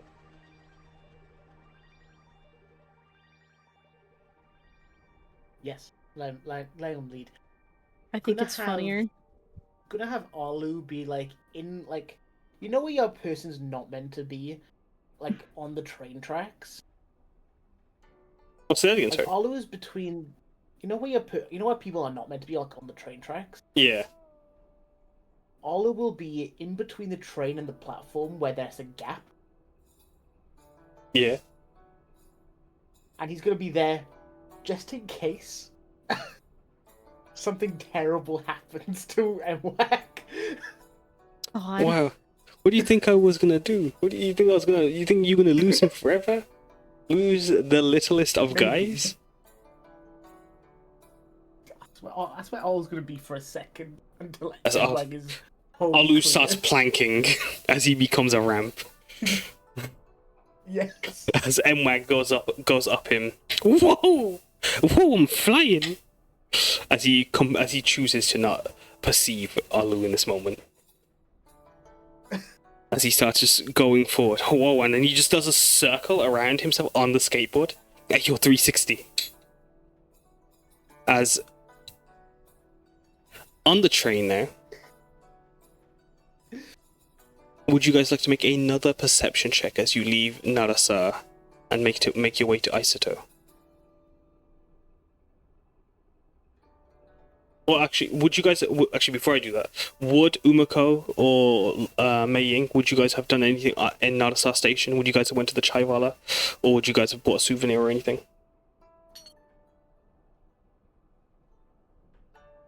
I think she probably would have just grabbed herself a little something. I think also, what's the word? Yeah, lots of just hyacinth, like, centric goodies, basically. Hmm. Probably magnet, a couple key charms herself. So, as you, I will allow you to deduct those. As what about yourself, Umeko? Do you buy anything?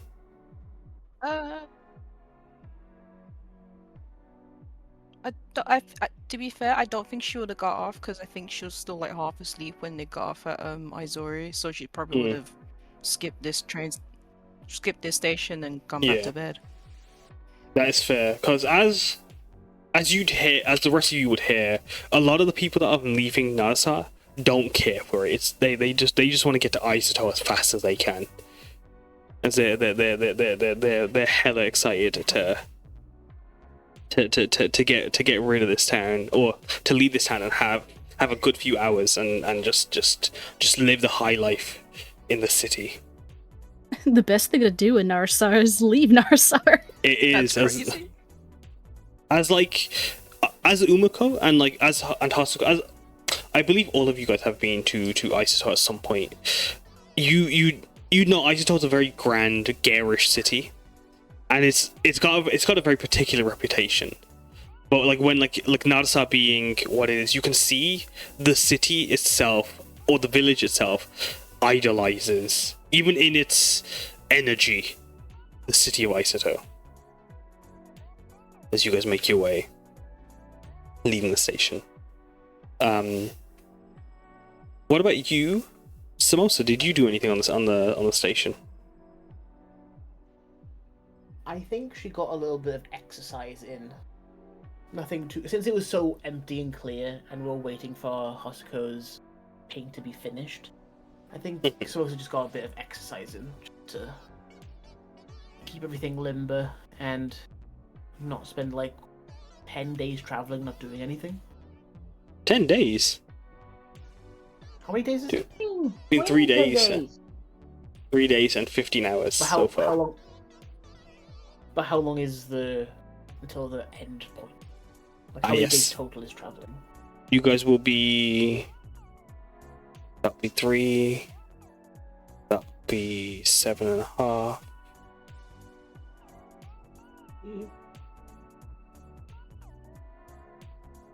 Roughly 12 more hours to go. So you guys will reach there in hopefully 4 days. Oh, okay. Okay. Nothing bad happens. And yeah, that's hopefully nothing bad happens. But yeah, she's making sure she's keeping on track of her exercise.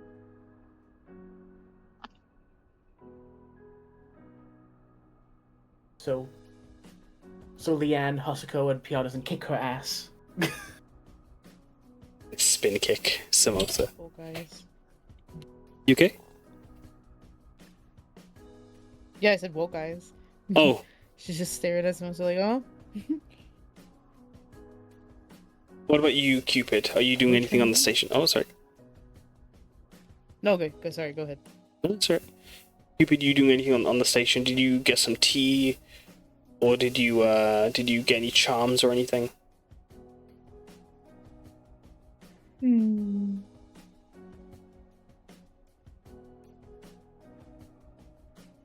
Cupid didn't see much of food stalls, so... There is just the one Chaivala. Yeah. Yeah. And they got distracted by that dragon skull earlier, so I think Cupid they're still would be- buzzing about that.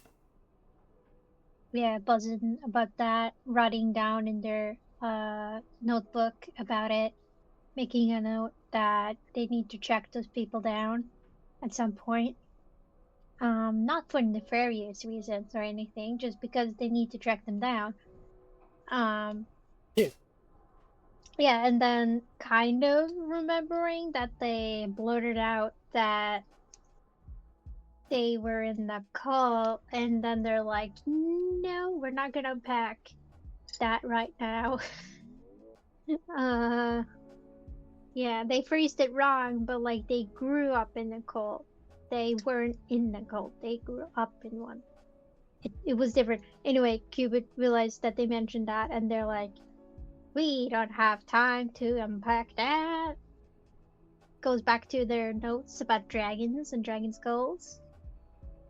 Consumes the rest of their food from earlier, which is very little left.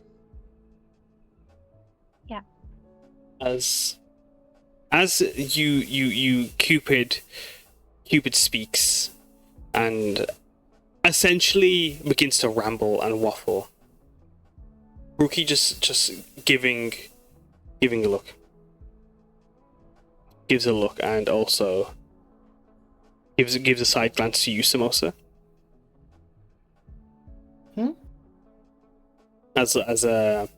As you two were the two that were having the initial conversation, he just watches Cupid and just gives a nod.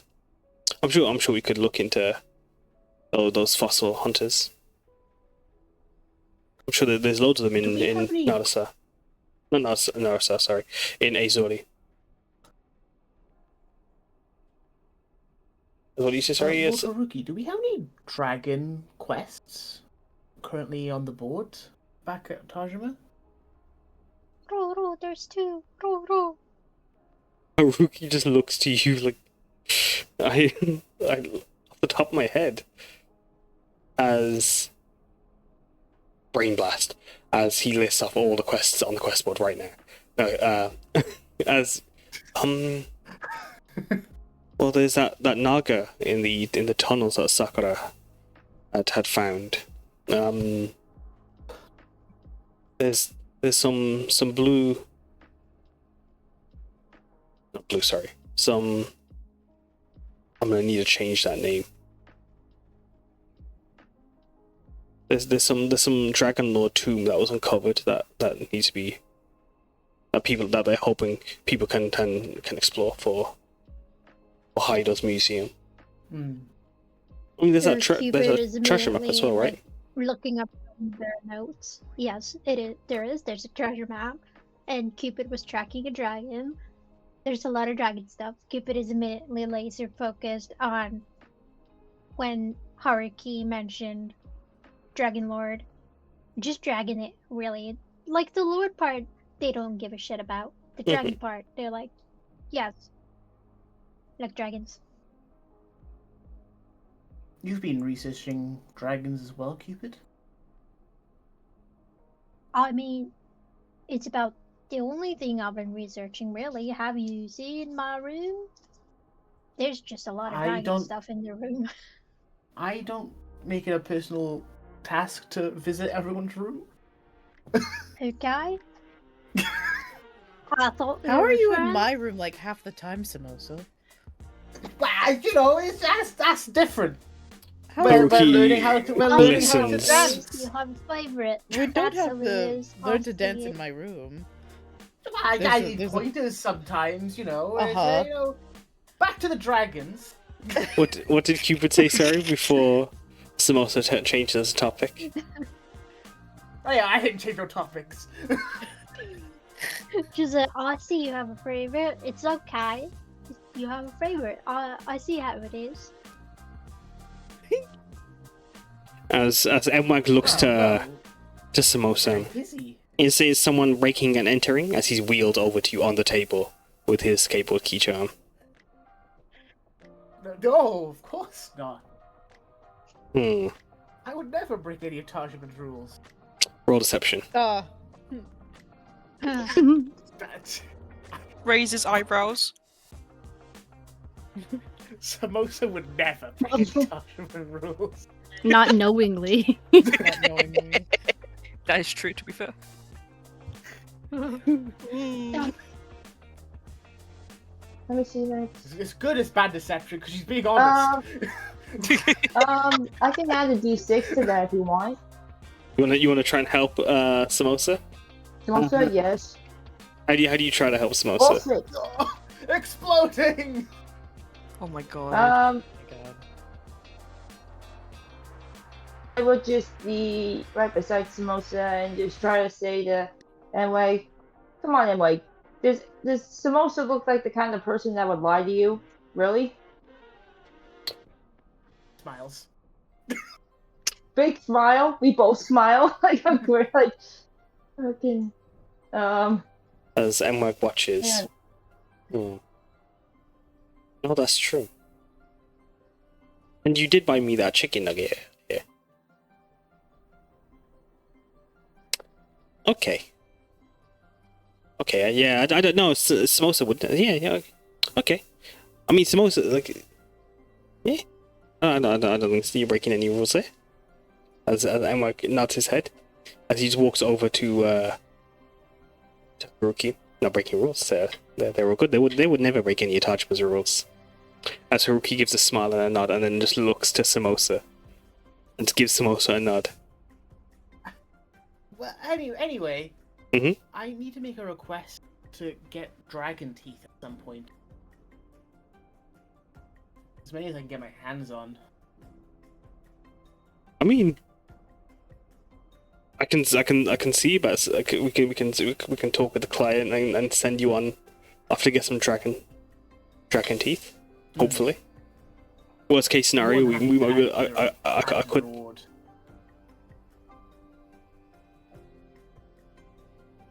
What do you mean? Are you gifting dragon teeth? Oh, No, I you mean like for every Oh. dragon teeth recovered, I give Hmm. X amount. And Yeah, add it yeah. to any dragon-related quest. Yeah, no, yeah. That's Haruki just enough. So yeah, I mean, we can definitely. I can remind anyone going and hunt some dragons or near any dragon-related thing. I mean, I could ask Polly I to like. want to randomly kill dragons. It's just if so happened dragon teeth were found or gathered. Mm-hmm. And Haruki just looks to you very plainly. Mm-hmm. As he then just nods. I mean, if you want, I can also ask Posse to like to order some. If that's not easier. I mean, it could be. I'm not super desperate for them right away. Hmm. I would have to ask how much they were. Sorry, Haruki just makes an exasperated expression. As, I can look into. I'm not sure if I'd be the person to ask, but I can. Well, no, I was just curious if we had any dragon-related quests and if it would be okay to put my name onto them at some point. Give me a second. Cupid, would you know the going rate of dragon teeth? Just like looking at them. I don't know how much they are. No, not you, Laurel. Cupid. That's what I was saying. That's Cupid. Like Oh. Cupid when like, I was trying to be Cupid for a second. Oh, sorry, my mistake. Okay. How did I do, Cupid?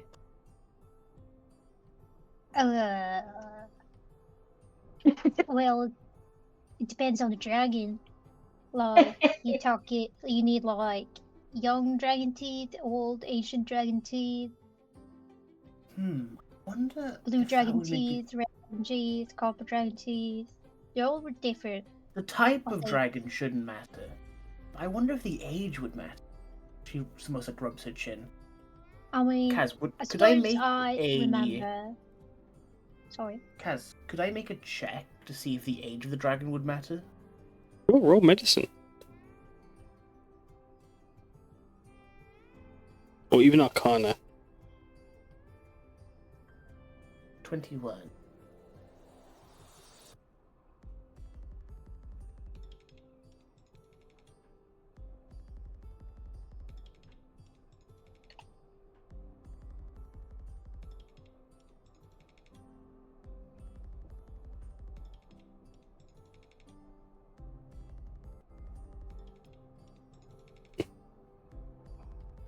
Sorry, as Cupid, you also, if you want to, you can make a history check, and you have advantage as well.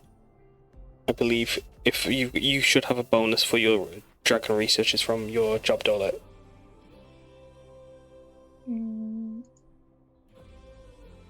Yeah, I think so.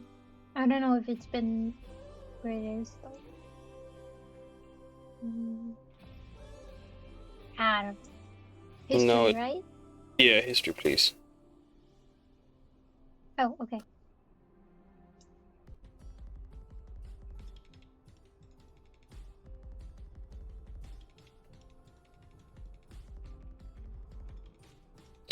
As Cupid, you wouldn't sadly know the going rate of the prices. But Samosa, you would know the age of the dragon is relevant and impact its potency. Well, older the better would definitely help. She nods to herself. Mm-hmm.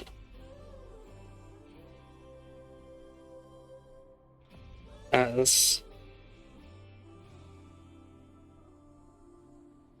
you guys begin to, as you continue your discussion for dragons as you make your way to Isoto, would you guys like to make a perception check before we take one last tourist little gander at the landscape before we take a break? Got a 15, sir.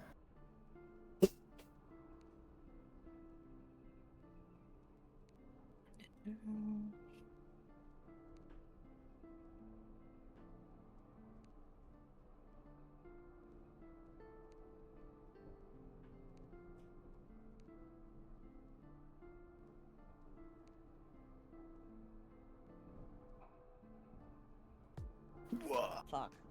Hasuko locked in. I finished my Isato fit, and this is what I get. You're finished with your hyper focus.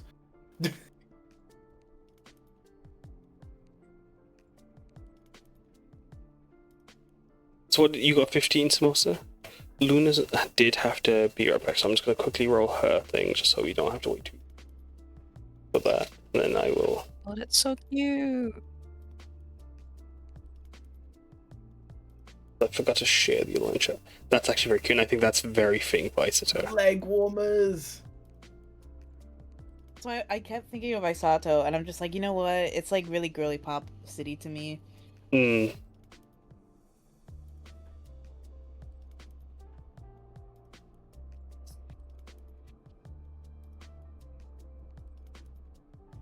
Is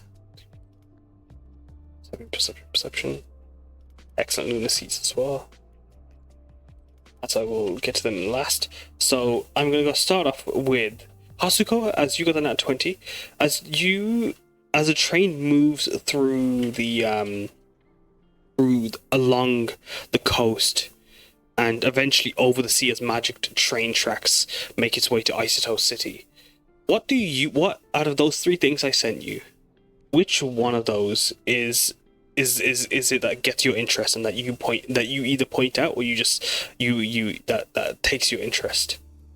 Or would you share it with the group? So this whole trip, like talking about like relationships and like the future and all that kind of stuff, she's been thinking of Karna, and as she like kind of glances over, she won't fucking say this out loud. She was going to, and then realizes, no, I'm gonna get my shit rocked if I say this out loud. She sees the koi fish bridge. As the train glides over the water, koi fish appears with grand sail-like fins and scales from the base of the rails as it races to Isato, and she just thinks of Karna. Mm. And the goddamn fish onesie. As you had these fish guiding their way past you, do you want to make it? If anyone wants to make a history check on those koi fish, or on the relevance of koi fish with Isato, they can. As you all point out, does it spark conversation or intrigue between you all? As Haruki watches the bridge with I will say there is a slight, like, not fascination, but he's watching him with deep interest. As Big Mech Tominaga, you would know that the koi fish are essentially the patron kami of Isato City. They are intrinsically tied and deep rooted in its history, as they had built a bridge themselves to guide the Bakuran across the mainland to Kasakawa Island. These koi fish, I believe, when they come to land, they come to bring knowledge and information to share with people, as they are they spread across the world and gather information and then come back to share it with Shreleo. As you take in this information, Umeko, do you guys talk when the do you guys talk about do you share that with the group? Does that add to the conversation regarding the koi fish, Umeko, or is it something you just are aware of? Is your brain just that big?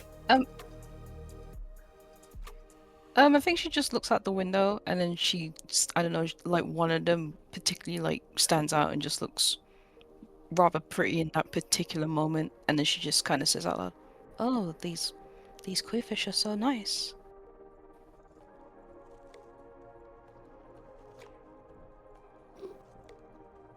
Yeah, they are. Yeah. You think we could bring one back to add to the koi fish pond? I don't think we will be allowed. I think someone will get arrested. How do we get it back? In a Haruki. bag? They're gone. I could fill my bag of holding with water, I guess? Or we could buy one from a pet shop, maybe. Haruki says, just listening to you all. But, like, Would we just carry a bag of water with us? What? It's not. I mean, some people carry tanks, I we have- guess. I Do mean, we have if a not- ship to Tajima? Masi Kumari caught a koi fish down in the pit. Yeah, and she That's brought it back in We her can back still of close holding. the Tajima. Karna brought back a koi fish from here, from Isato. How he did that, I don't know. Kana. Well, wait, Miss hold Moser on. is If I correct. ping Shivam, He's built stupid. Logic doesn't have to apply to him. That's True. what I'm saying. As That's Laurel, a you really strong chicken. you listen to the group talking about trying to catch a koi fish. You see Hasuko pointed out a bridge of koi fish swimming together to create a stretch across the river, or across this channel that would become a river as you guys make your way to Isato. As it races against the train, you see its silhouette dancing amongst them on the waters. As next up is Umeko with an 18 on your perception. What do you see that draws attention that you pick out? Yeah, Laurel, I rolled for you a 27. If you want to, you can make the roll yourself. You're more than welcome to. But if you want to keep the 27, you can. If you already rolled, then that's okay. I didn't know. No, it's okay. I knew you had just you stepped away from almost. I thought just in case. Yeah, okay. But no, Okay, I'll roll. yes. I'll come back to you in a moment, Laurel. As just hold onto as actually you still succeed. Sorry, yeah, go ahead, Umeko. What is it? What do you see that is of fascination to you? I think just before the train pulls into Isato, like she sees out the corner of her eye this like puppet show that's going on with like the flat paper puppets, and it reminds her of like the few times she did go as a child to Isato, Seeking, and the rest of the Kita Okas, and it just kind of brings a smile back on their face. You do see the origami insignias around the stand as these puppets cast their shadows onto the onto their paper screens. The story's telling a grand story of epic heroics as warriors go and battle a dragon to rescue a prisoner who had been enthralled by it. As Umeko, you point this out. Do you guys, as you see the tail end of the story? Oh, what was I? yeah, she pointed out, but she wouldn't say anything. She would just. No.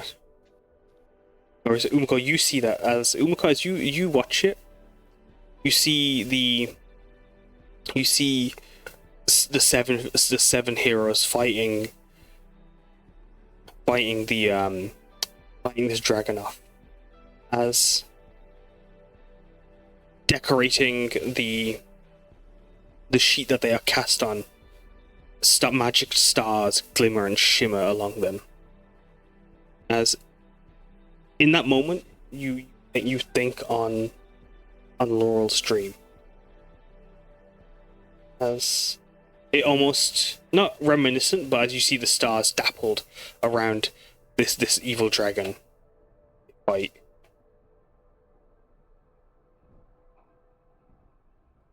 Is it anything that crosses your thoughts before we pass it over to Laurel?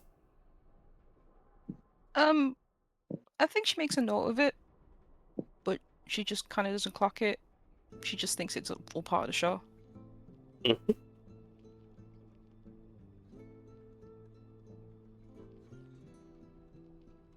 As Laurel, you see what I sent you in a message on the roads, or on the train, as you guys had left Narasad, in a field of yellow hyacinths. You would have saw this strange rock. In it, with its formation, it almost looks like a face, wide, with a wide smiling grin staring at you, watching the train as it passes by with its empty, hollow gaze, wrapped around in a Shimenawa rope and paper tags dangling from it. As you watch this stone, this smiling stone that looks to you, Laurel, Do you share it? Do you point it out to the group? Do you think on it? Does it evoke a response from you in that moment if you see it through the window? She is a little creeped out by it. Like, part of her is like trying to like move from side to side to see if it's actually gazing at her, or is it just the way the rock is? Like, if it has actual eyeballs. It doesn't have eyes, but it does feel like it's watching you. Yeah, that's why she's like, I don't like this thing. It's not. She's just like, what is this thing? Do you say that to the group? Sorry. No. You just feel No, this. Sorry, go on, Laurel. Yeah, I was just saying, like, she feels it, but it's not. It doesn't really warrant the whole group to come look at it. Laurel, as you think on that, as you watch it, you just feel kind of creeped out by it. The further and further you look into it. Yes. As you finish, as you all eventually reach Isoto, we are going to take a quick break. As I'm going to send in chat the various items that you can get as souvenirs or as or food at the store Kazumi's, and I'll describe the what the what Isoto Station is like as I'm gonna pop in chat hammer time, and it is going to be 15 minutes from now, so if we all can return back at this time, please. I'm gonna kick Shivam's ass. This fucking guy. I hope you guys are enjoying this session, by the way. Yes. If he said, "Oh yeah, I grabbed it from the ocean and threw it to Tajima," I would believe him. I would also believe him. Spin kick to the back of the fish's head. All the way to Tajima. All the way to Tajima. Didn't he do that in not the Saudi lights, the Iron Mask? Wait, what? Yeah. What did he do? He skipped the rock so far from the city, it ended up on Tajima Shores. That's fucking crazy. He got a natural 20, and he skipped it with, it was a strength check, so like, it was a natural 20, so he got 39, I think. God. Yeah. And he skipped it all the way to Tajima Beaches, where it's left a glass crate. Mm-hmm. Wow.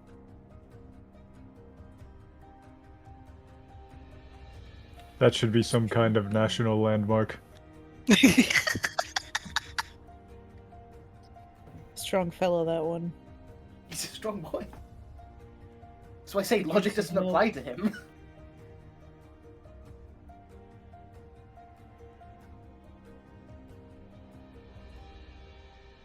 Also, he started to talk a lot of shit, and I've never been more proud. He was talking mad crazy yesterday. I know, I'm like, man, who's teaching you these words? Because I didn't teach him. I wonder who was. I wonder. It was his cat, Masala. Damn.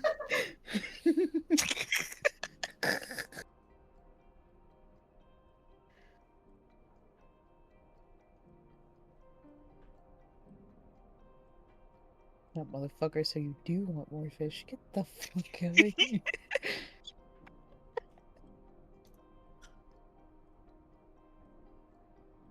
They're gonna, when they retire, they're gonna move into their own home and have all this stuff, and they're gonna have a fucking koi pond, and she's never gonna live it down.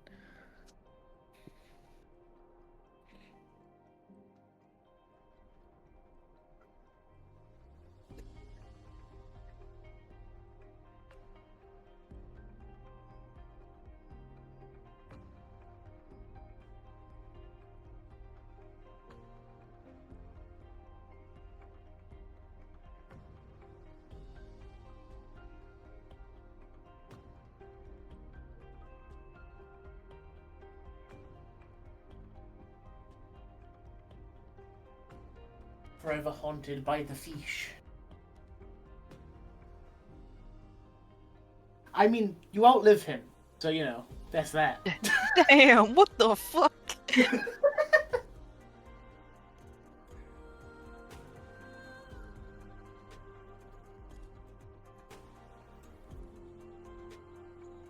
It's the only escape.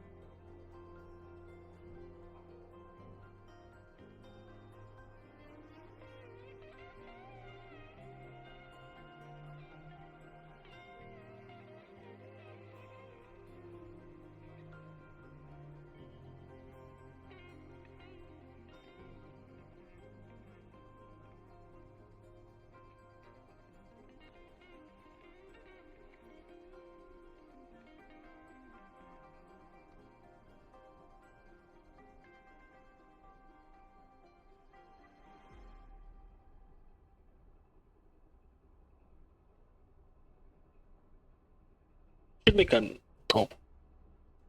should make a note that Mike thinks Olu never lies, or Samosa never lies ever. You should.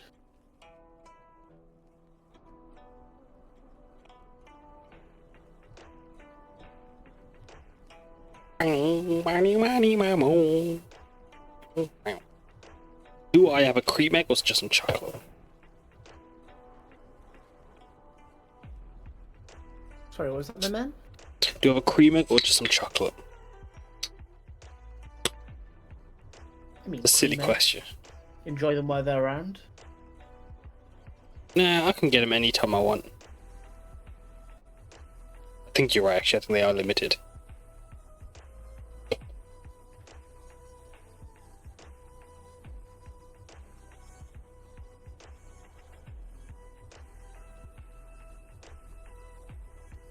I've seen Easter stuff already, and I'm like, we're still in winter. It's still February.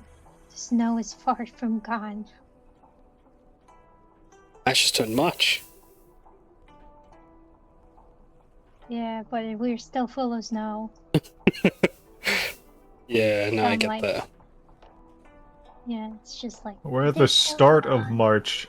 Like, if it was halfway through, it could be excused, but, like, the entire month is still a thing. Yeah. For me, like this is Easter time for me.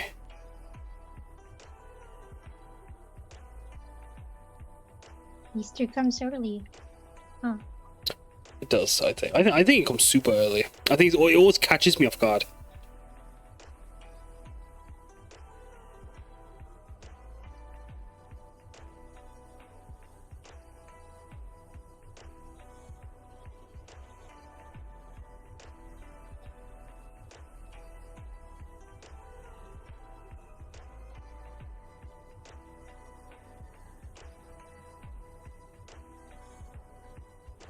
I'm starting to think I may have.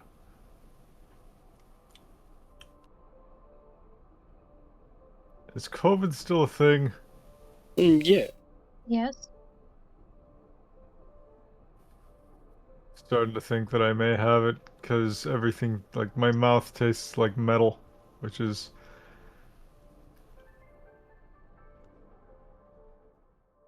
That's how I felt during COVID, so. Sorry, I just had a really nasty ass drink. But yeah, no, you should. You should. I think you should get a test and also maybe get it looked at as well.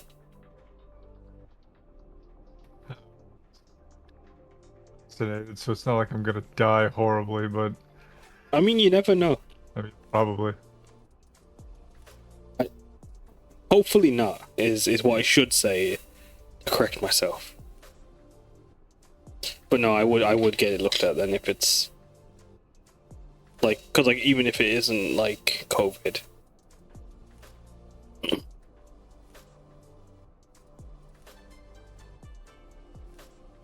I mean, when I had COVID, I had 3 days of fever and all my body hurt. I So, know. like, I didn't get, like, the sniffles or anything. I just hurt. No, exactly. It's different for everyone. Cause like for me, it knocked me out for 3 days as well. Like my body ached as well. But I also had flu-like symptoms. But then after I got it the second time, my taste buds changed, or my sense of taste changed. And like for I think 5 years, onions and garlic tasted like chemicals to me, so I couldn't eat them. So everything like my mom made or any like I couldn't, like whenever I ordered food or I went out to eat, it would taste rancid. So I had to cook for myself again. So yeah, no mango. I mean not mango. Sorry, if you can get it caught sooner than later. If it is, especially if it's messing with your taste buds or sense of taste. I don't know, maybe, but like, even if I do, even if, like, it's not like it's gonna change anything, right? I'm still gonna be fucking ass blasted into next week. I mean, you never know.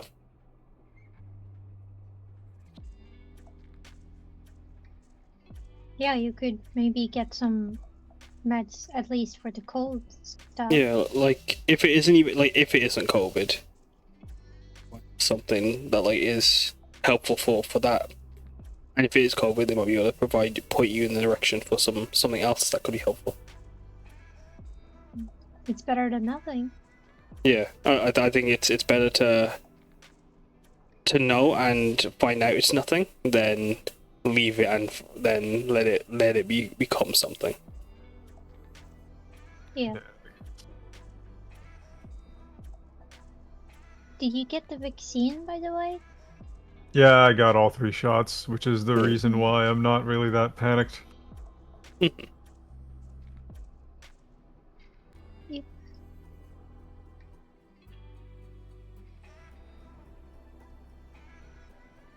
Can't believe you gave me mangoes on my day. As you wait to your paid What's wrong with session. mango? I don't like mangoes. Everyone doesn't like mango. Uh-huh. Sorry, I don't know why I said Safety just mango and- on its own. Mango. The person is fine. I hate the person mango. Would you see Yeah. mango during chat? Mango has entered chat. Bam I out heard of you chat. talking shit. Hiya. Alright, we have 4 minutes left. I'm gonna check in if everyone is back. If we can, you can start sooner. If not, that's fine. On my day. Disrespect. Is it your birthday? No, it's fucking St. David's Day. It's the Welsh's day. That would explain the flag high. I'm not surprised actually.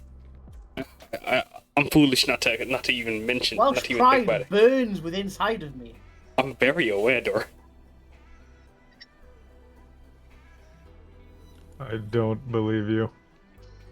This fella here has a. Give me a second. I'm having trouble. When I went to Doran's house, every single room I went into there was a flag. Why does that not surprise me? Right?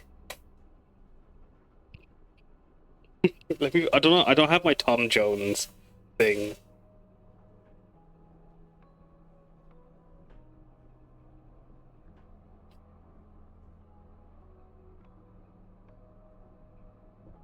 Welsh pride right there.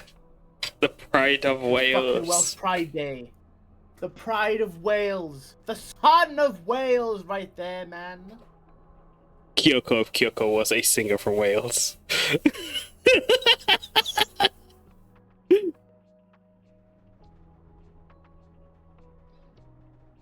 They sing. And it'd be interesting actually, like talking like nicknames, if like the daughter of Ado Shah would become like a proper nickname, even though because it's a phrase that people would just be referred to as anyway. But like Kyoko wearing it and it becoming, that'd be interesting. Yeah. Speaking of Wales, hey yo.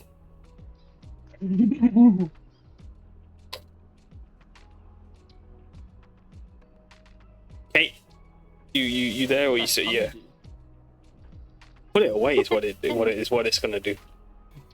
It's for eating and tasting food. Tell that to fucking moo, alright? Oh. I beg your pardon. You.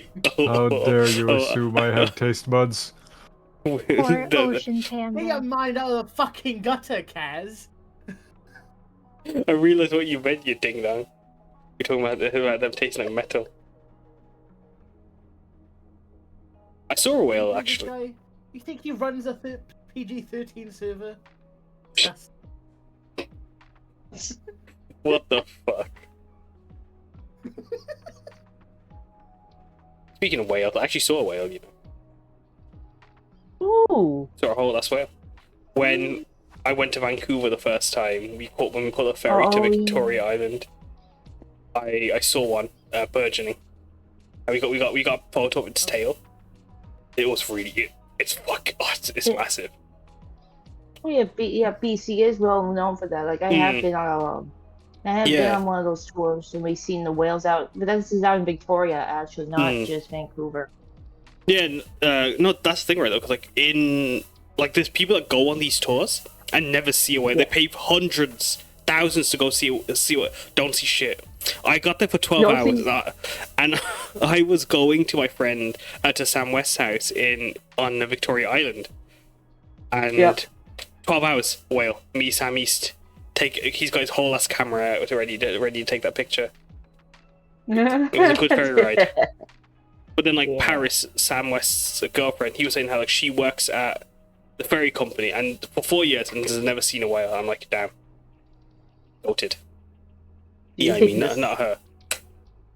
Yeah, no, that kind of sucks. Like, you spend 4 years on a job and you never get to see a whale. That kind of sucks. But then again, it's probably better to go do that than like work at like SeaWorld or something like that. Yeah, no, that SeaWorld sounds depressing. Whales are fucking crazy. Well, they can be, yes. As we are about to come back into the session, if that's okay. Sorry, we will talk about mouth and consume everything. But Hippogriffus is It's a bad. lot. But check it in, Kate. You there? Yep, I'm glad I didn't take a bite of my ramen yet. No worries. Cupid, Yep. Laurel. Here. Then it is Umeko. Wah. Wah. Samosa. Yeah. As you guys Whisper. whisper. Damn, you didn't even ask if I was here. The fuck? Oh, sorry, Hasuko.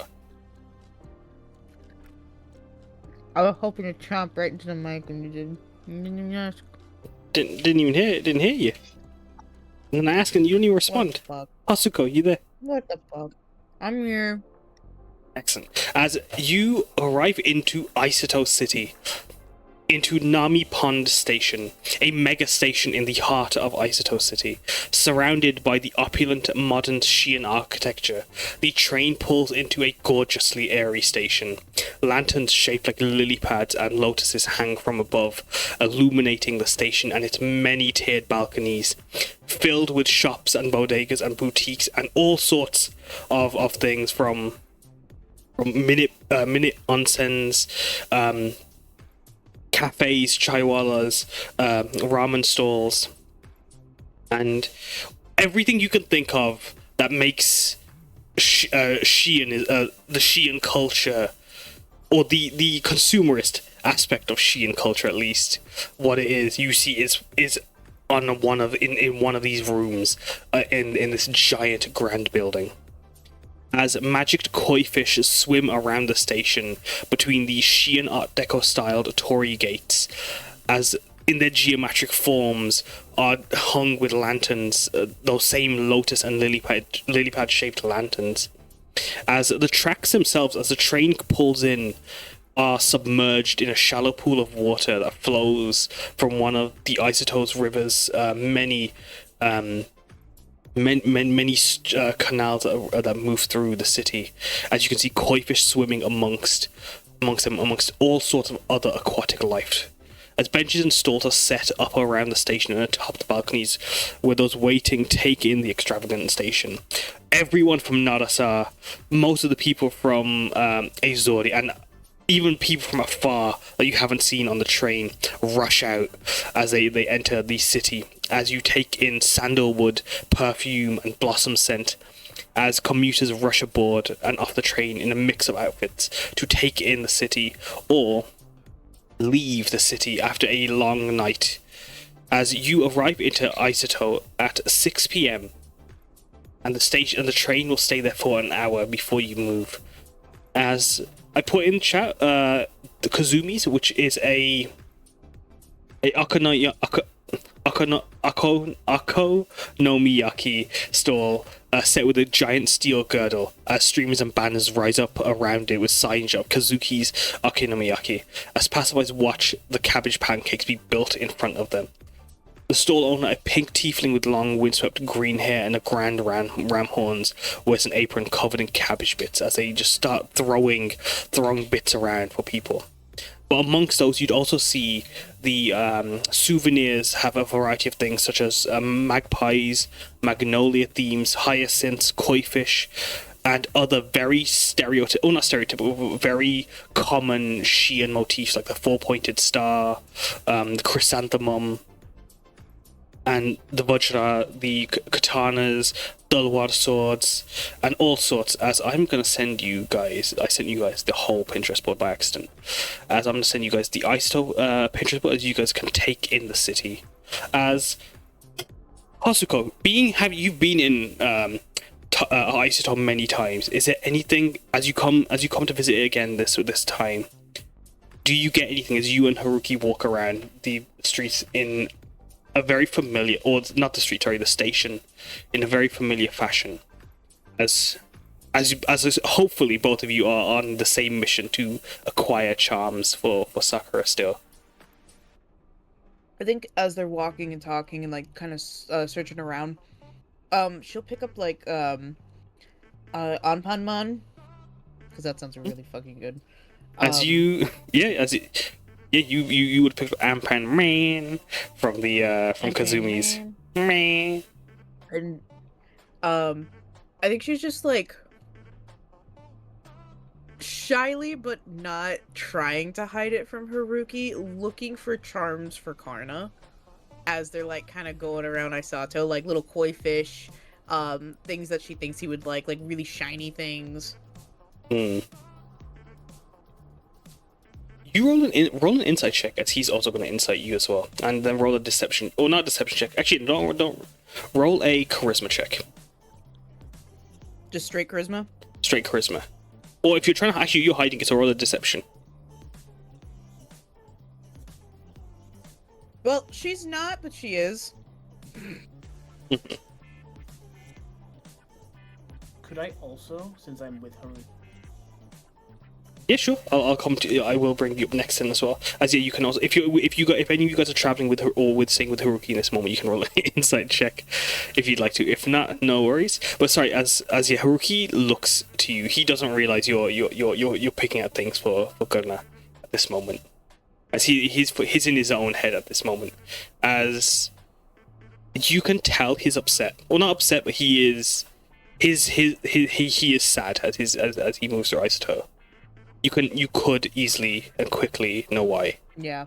As he as he just like plays with some of the kite charms and the bits here and there. The city has meant a lot to both of you. Yeah, I think to distract Haruki from like, she knows clearly who he's thinking about. She will find like, you know those little what is it? It's like those peach babies. Like it's a little peach that like springs out and there's a baby. Oh yeah. I've seen those. Yeah. Yeah. And she's gonna get one of those toys and she's like, Haruki, look at this, and then just scare him a little bit, like opening it up really fast, and a little baby pops out. As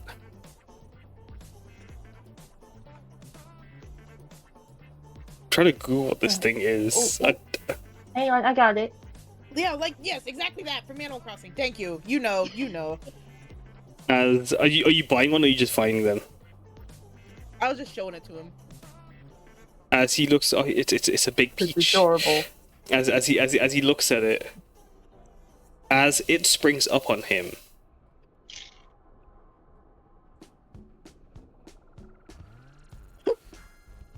he instinctively steps back as you see.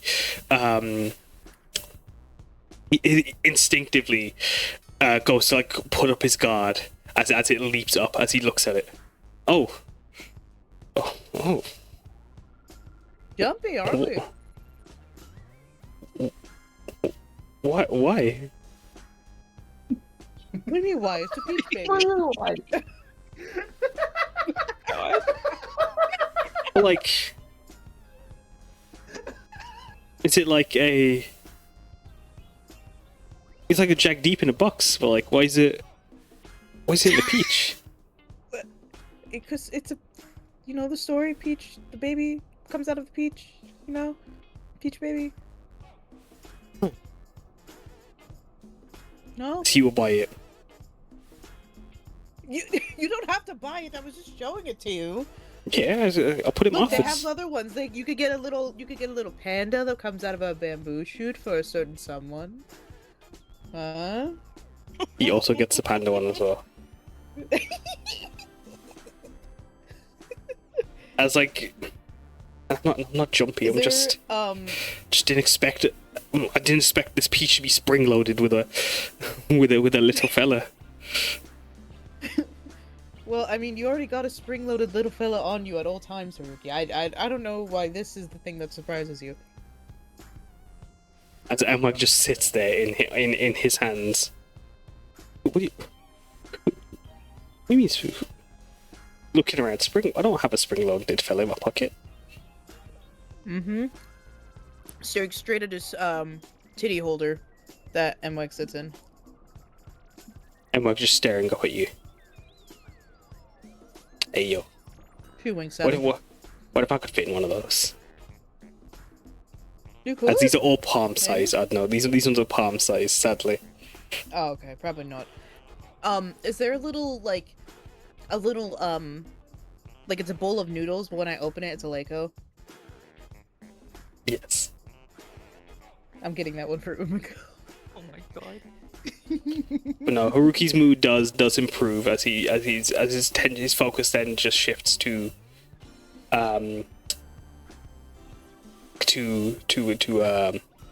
finding charms of Sakura. As you also find the Leiko one, it would cost you 30 gold. That's fine. As what about you, Samosa? As you also with Haruki, seeing the peach in a box. She was, but I think she's heavily. What time is it?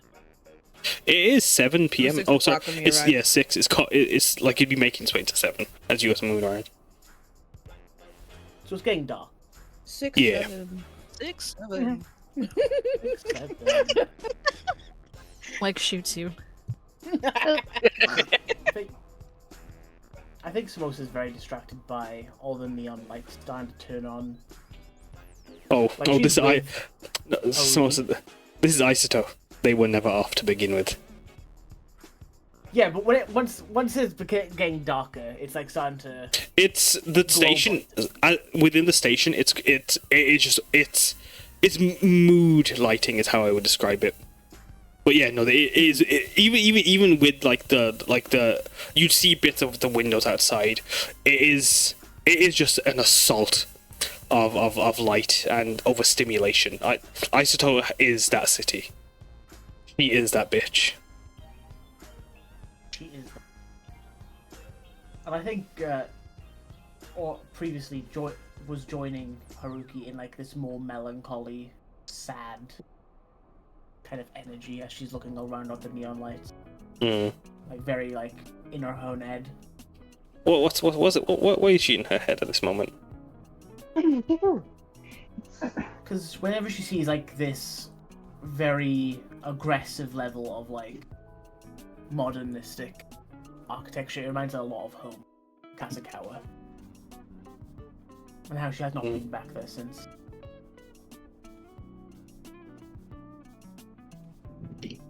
Hmm. Hey, Samosa, look at this peach. Hmm? Pops open a baby. Oh, I love peaches. Jesus! Chio! Save. This is what saves the party move, this stupid peach baby. Why is it coming out of a peach? That's not where babies come from. Yes. They do. Is Laurel with them as this is happening out of curiosity? Would Laurel like to be with them? Yes. Because Rosa Laurel goes in her bag of holding and looks at her nursing license. Sorry. I don't think they do. Go ahead, sorry, Laurel. What were you gonna say?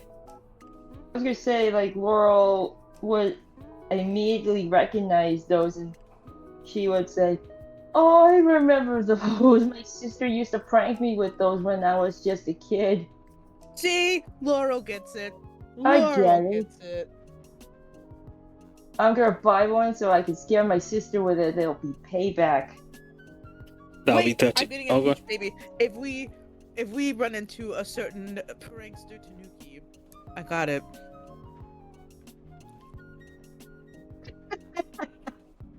They're never gonna know. They'll never know. That will be 30 gold from you, Laurel, if you want to buy it. Yes. Hazuki sneezes. Soon. I got 2 more stops and I'm there.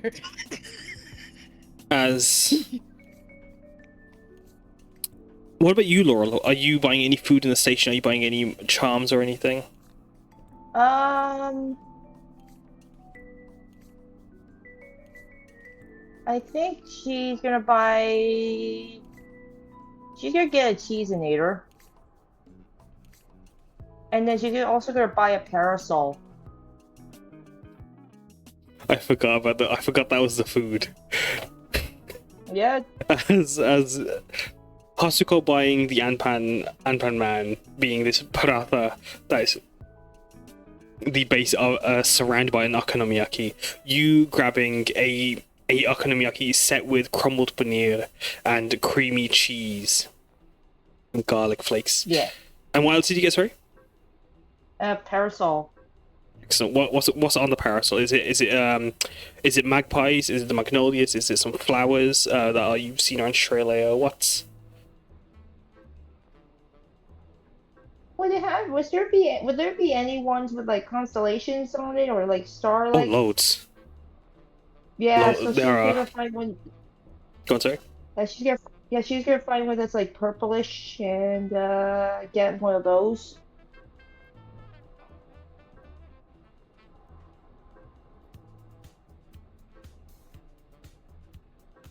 Yes, sorry. Yeah, you get like one purple one, and like as you spin it, the stars twinkle as they cascade around you. Yeah. Excellent. What about you, Meiying? Are you buying anything? Is there anything of interest that you see in Isotope Station? I think probably just picking up one of the 4 sets of dia lamps. Just something that might be fun to every so often, change it with the dining hall, make it more fun.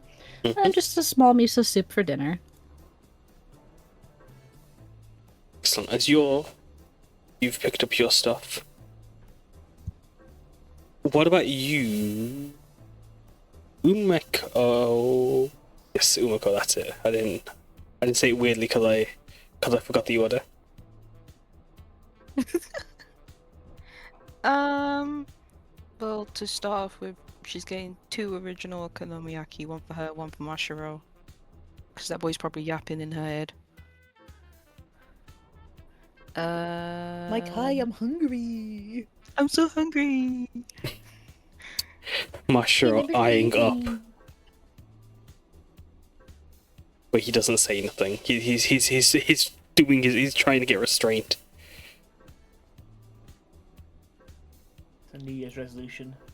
Oh, his tummy is grumbling. His tummy's so rumbly. He has a rumbly in his tummy. I want you guys to imagine, like, when he does that, he extends, like, this giant balloon of a belly appears, and he grabs it, and he's jingling it like it was like a fucking piggy bank full of change. Oh my god. Oh my fucking god. Whenever he says his belly is rumbly. Is it, sorry, was there anything else that you got, was there anything more you wanted in Isotope, Umeko, before I pass it on to Cupid? I mean, she's not gonna get one, but she's gonna have a look at the outfits. Mm-hmm. The Sheen outfits they got. They got anything interesting? Give me a moment. As you see, very typical, very standard styled kimonos in most of the places as you look around them. Being ISO, they're very traditional in their motifing, but they are all very vibrant, very loud, very not garish but kitschy, on touristy. As you look at them, there are, like, as someone who is a bit more aware of Isotope's reputation, you'd probably find something a bit more well-meaning anywhere else. This is you guys aren't or most of you aren't the demographic for these kimonos as you look through them. But there is, you might have found a diamond in the rough as you search them. Marcella would have done it better, and she just makes a note and then moves on. Shake my hand. I was just thinking that, like, it's not Golden Oni. Who fucking No, cares? no. That's not my auntie. That's not my Mossy. That's not my Marcy. What about you, Cupid? Do you find anything of interest? Okonomiyaki. I'll order. The cheese one sounds pretty good, and since Dragoon, cannot eat cheese. Well, I This is your can, chance. but this is my chance to get a really cheesy okonomiyaki. You want it extra cheesy? You ask for extra cheese? Yeah, extra cheese. It'll Extra be filling, extra cabbage. Oh, sauce. excellent. Excellent. You basically are double stuffed, basically. So that's double the price, but it's double the size in both height and width. As you get the Cheeseinator, the double Cheeseinator. I call it the Cheeseinator 3000. Kazumi states to you. Cheeseinator. The Cheese and note 3,000. I shall Lord. It's 12 make gold. everything in the tri-state area cheese.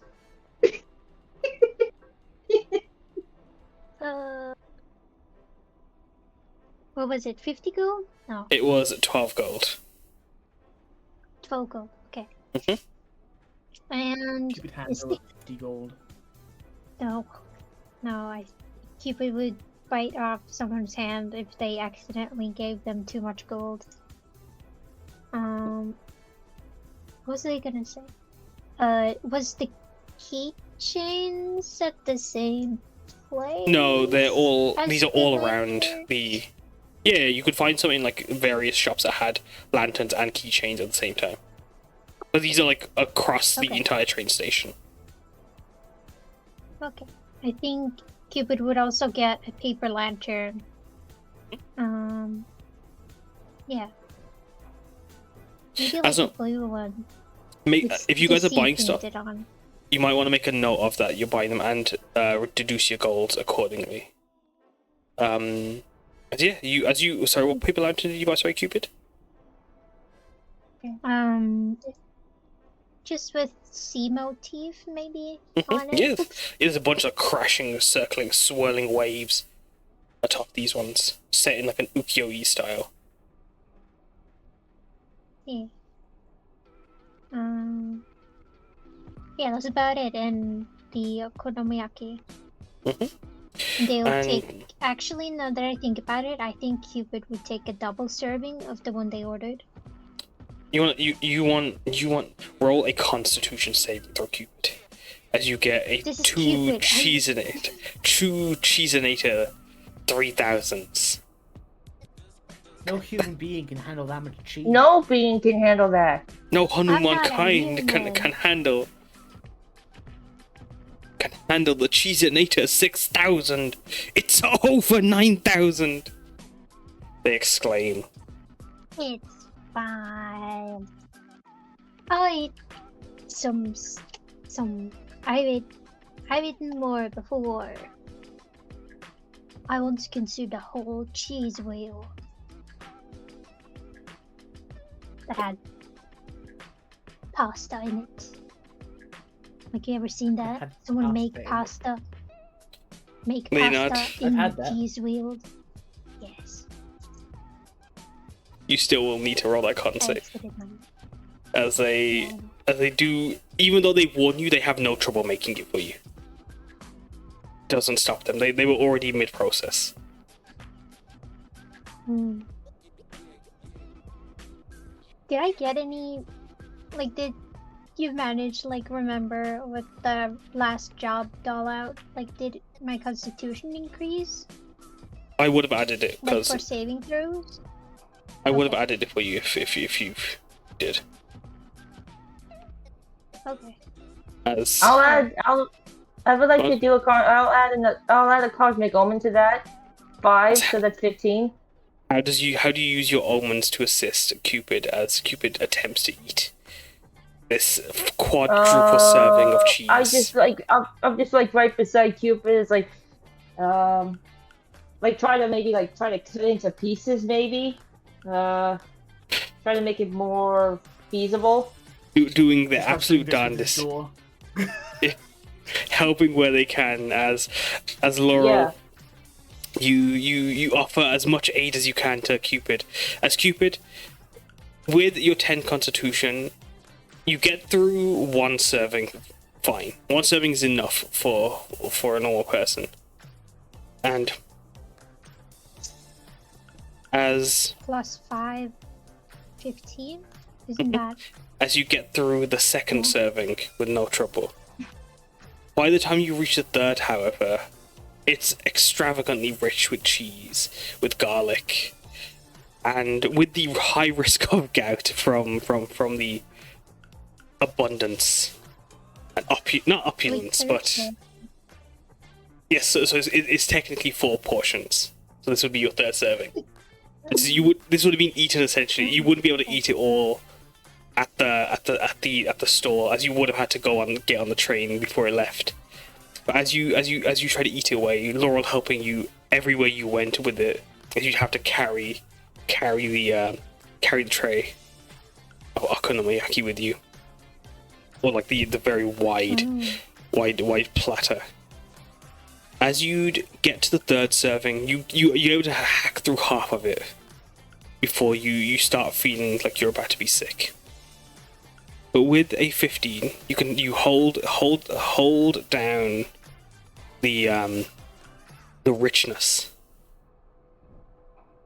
and not concede, but tactically. Nah, Cupid never gets. Tactically hold your position as you wait till you've digested before you come back to the final portion and a half. Oh, sorry.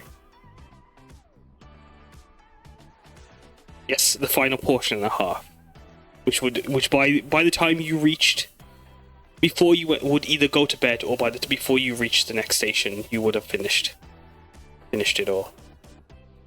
Just needing to pace yourself as you did so.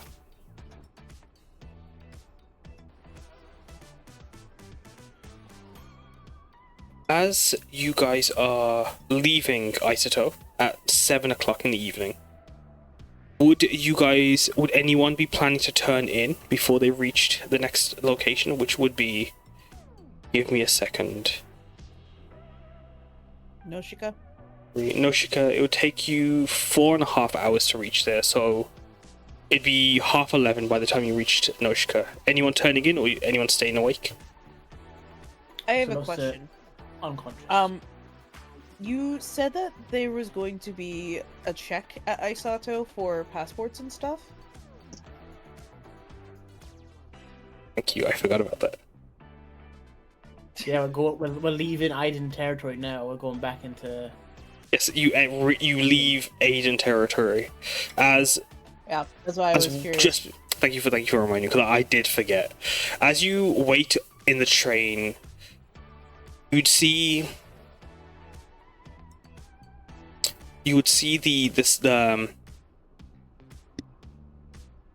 guards begin to get onto the train.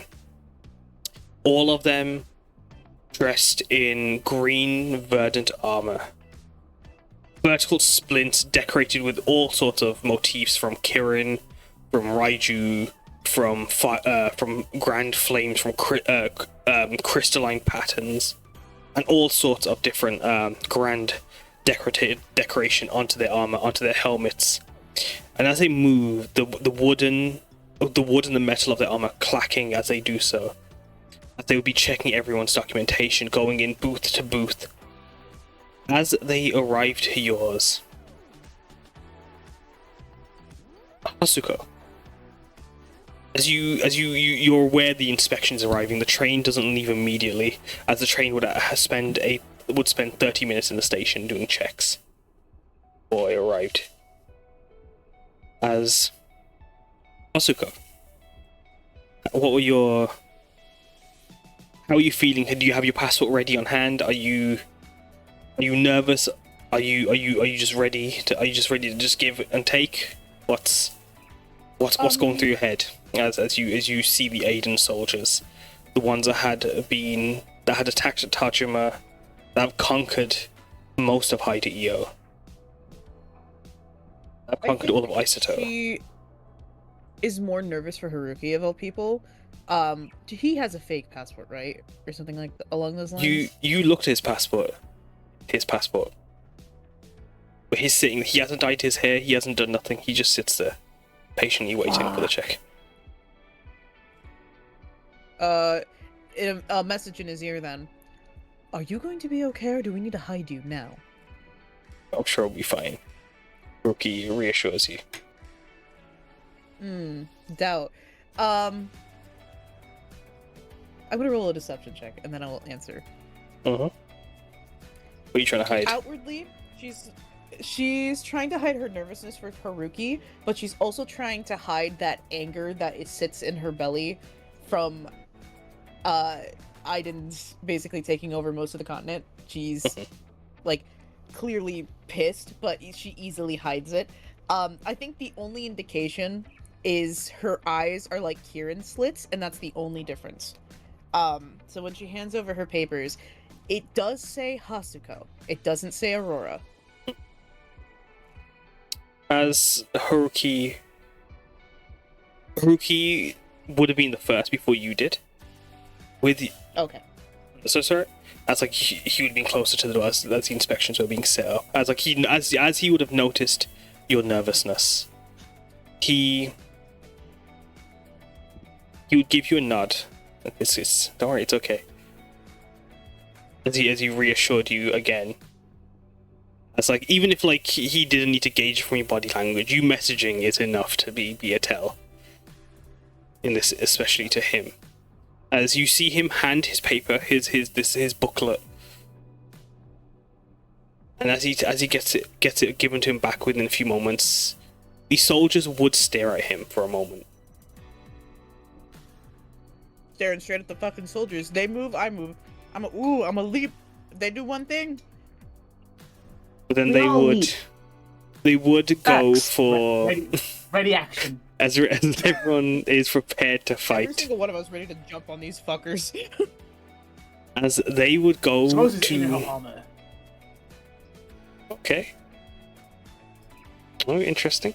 As they would go to before they can as they go to reach for Hasuko. And my cuffs. As him standing out of Haruki hands a piece of paper. It has been scribbled on. As they looked at the piece of paper and then looked at Mwag. Is this some kind of joke? As Mwag declares, most certainly not.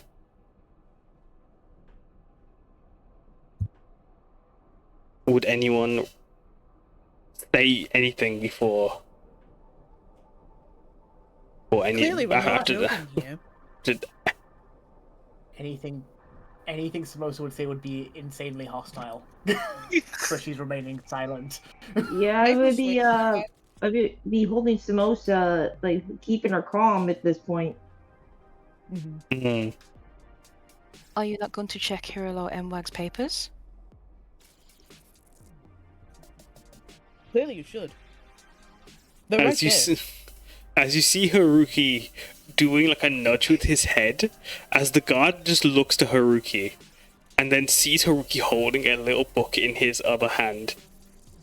That one. And he just mutters something to the guard. And the guard just goes and grabs this little book, and then just looks through it. Closes it and gives it back to Haruki. And then gives Mwag back his piece of paper. And then turns out and then goes to take Hasuko's passport. As you all see, Haruki has a tiny passport. It's got Mwag's handwriting on Why it. is it? Why is it small? Why? How's is it Mwag meant to hold it? Yeah, what the fuck? He clearly fucking doesn't. Actually, I'd like to joke. I know I said it was tiny. I didn't mean to make it small. It was for the bit. No, it is a normal size passport. Why is it small? It's for the bit. When Mwag folds his paper up, you can see it's got like the cover of a tiny passport on the cover. It's like a miniature passport, but like it's those books that like you make in school that like out of one sheet of paper. That's what Mwag's made his passport. Yeah. But Haruki, getting back Mwag's passport. Hasuko, they take yours. Hand it back. Okay. They go to Laurel. Okay, I hand mine then, I guess. They look over Laurel's. Give a nod. As they look to Umeko. I have mine over, but I also overlay her. She overlays her origami mage corp, like ID badge as well. As you do so, roll insight. Badge. Guidance. Thank you. I will say, in this moment, it's a split moment, so you wouldn't be able to guidance it, sadly. Damn it. With a 16, you Wait. Portents? Yeah, I'm using the point. I'm just looking. I'll use my 12. So that'll be 22. 22. You can see the guard looks at it for a moment. And there's a slight flare of the nostrils you see as one of the other guards standing behind just goes in the background. You can just barely see them roll their eyes as they look over. As it's quickly checked, they just hand it back to you. We're ready to fight again. Let's go. Let's go. Come I'm on. ready. I don't get it. Put 'em up.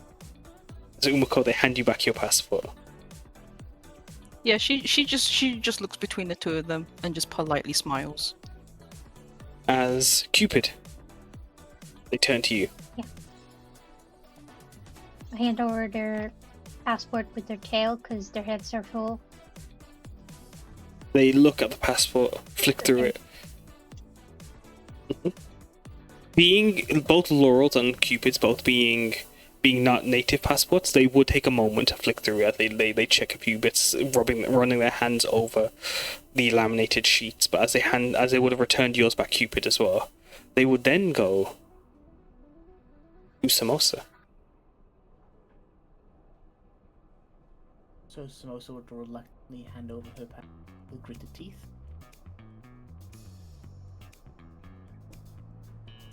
As they look to you in your armor, up and down, then look to the paper. She doesn't break eye contact at all, just like staring dead in her eyes. As the one looking at your passport has to look down at the passport, but the other two are watching you with a focused glare. Where you going in all that armor? Where are you coming from? Your mom's house? Sorry, Yeah, she doesn't got say him. that. Lord. He's like, got him. I wish she thought- did. Damn it, we're gonna get arrested because the cops are bitches. I didn't say it. It was worth it.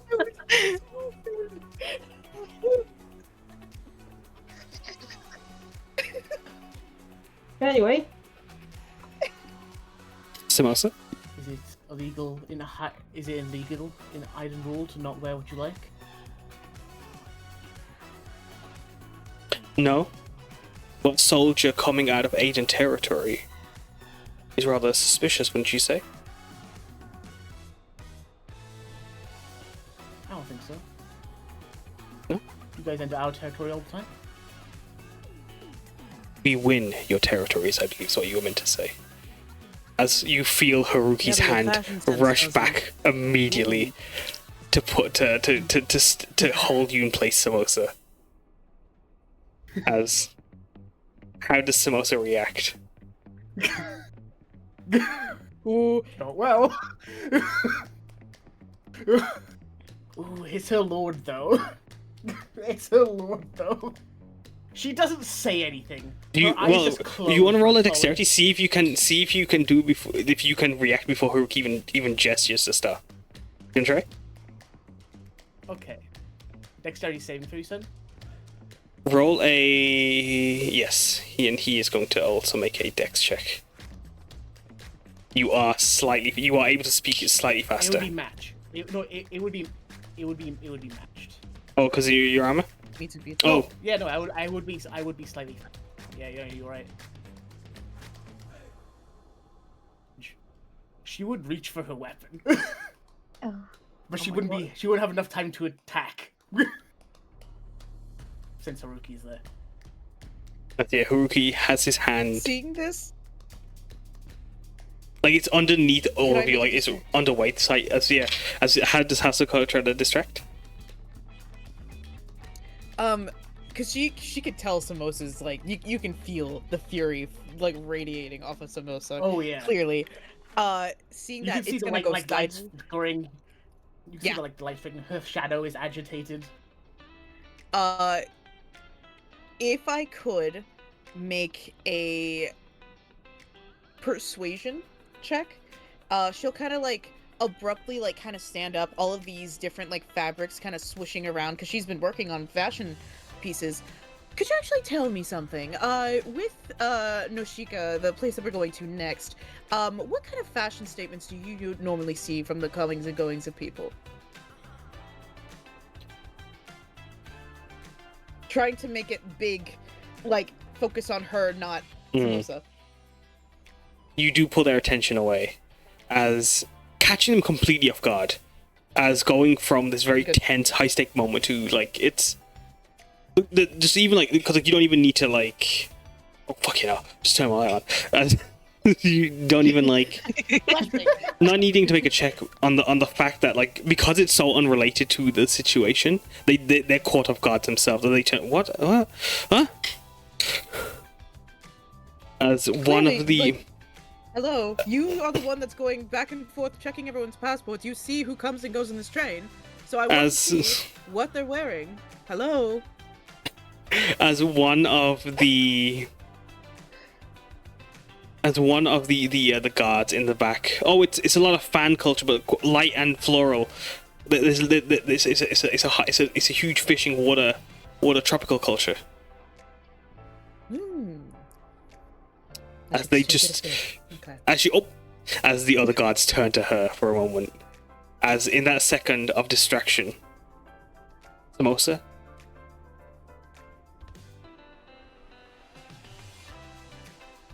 Samosa's no longer holding Colette. I assume Haruki's kind of like, stop it. Yes, kind of got more in front of her. Oh my god! Would you try to lift your? So good. What did Laurel say? Oh my goodness. I'm crying. I want that. That's actually amazing. That's cute as hell. Yeah, I'm gonna pop it in roll 20.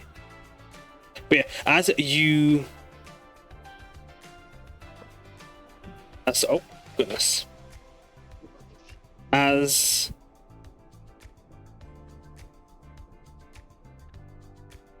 you get distracted, as like you reach for your weapon, like would you be trying to lift your weapon up? Or like where are you lifting your weapon from? Her bag of holding. So like she has her bag of holding like as a strap around her thing. So it's like she's quickly like just reach into the void and like pulls it out. As you reach in, dashed her hand in, but then stopped as Haruki kind of got in front of her. You would have feel as like you went to pull it out, you would feel this warmth shoot up through as if if itself was like plunged into flame. As you feel Haruki's counterweight as on the shaft, just a few centimeters below, as you can feel the heat emanating from his hand as he goes to hold it and keep it in place. And as he holds it as you're holding it, as you what goes through your head, Samosa?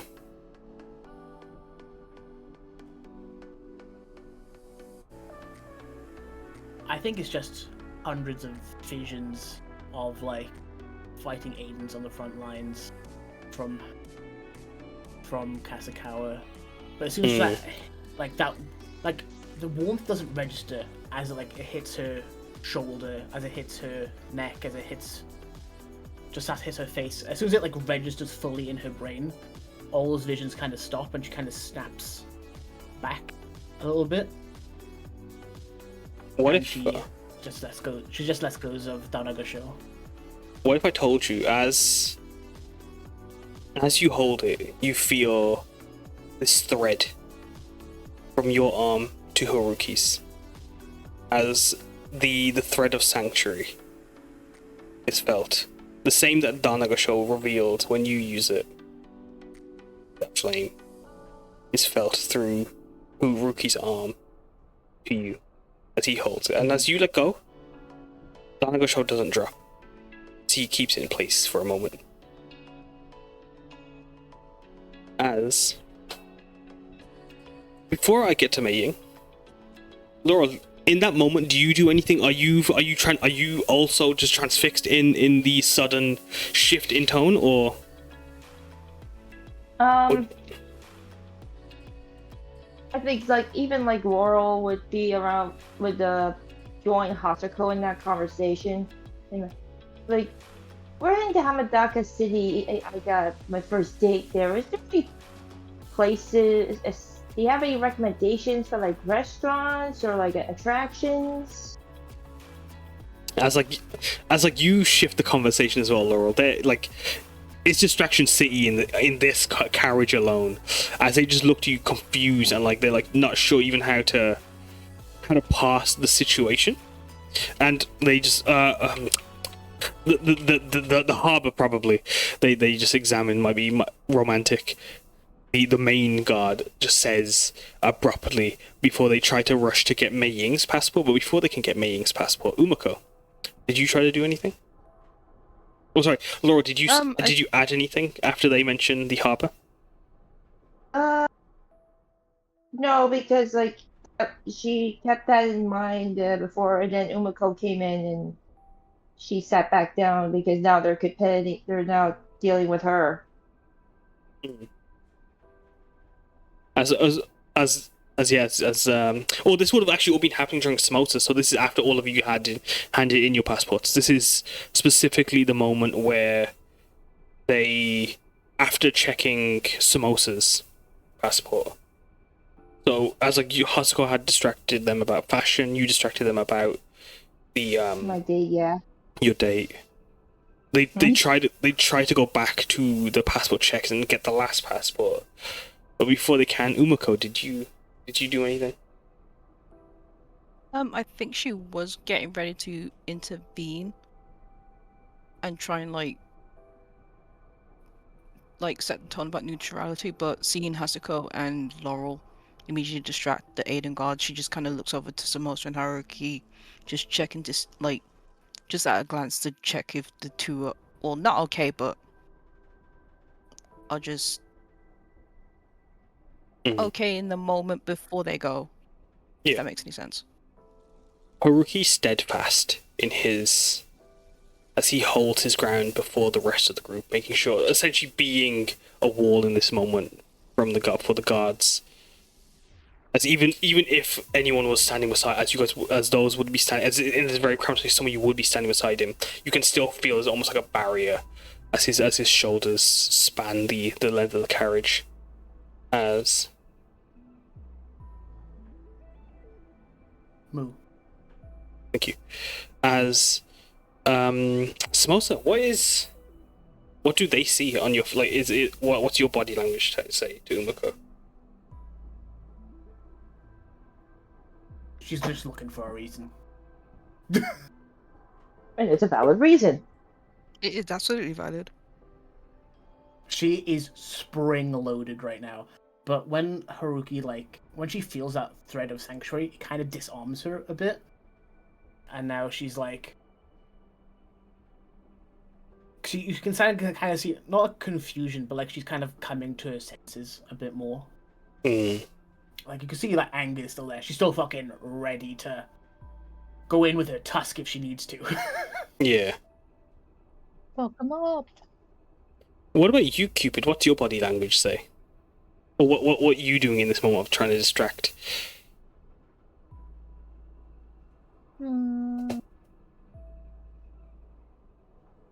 Like holding something else they're eating, because They're focused on food. the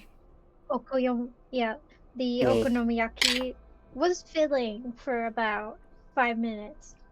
Yeah. So they're holding the stuffed bread with the hot dog in it, and gestures to the main shoulders. Or any good eating spots.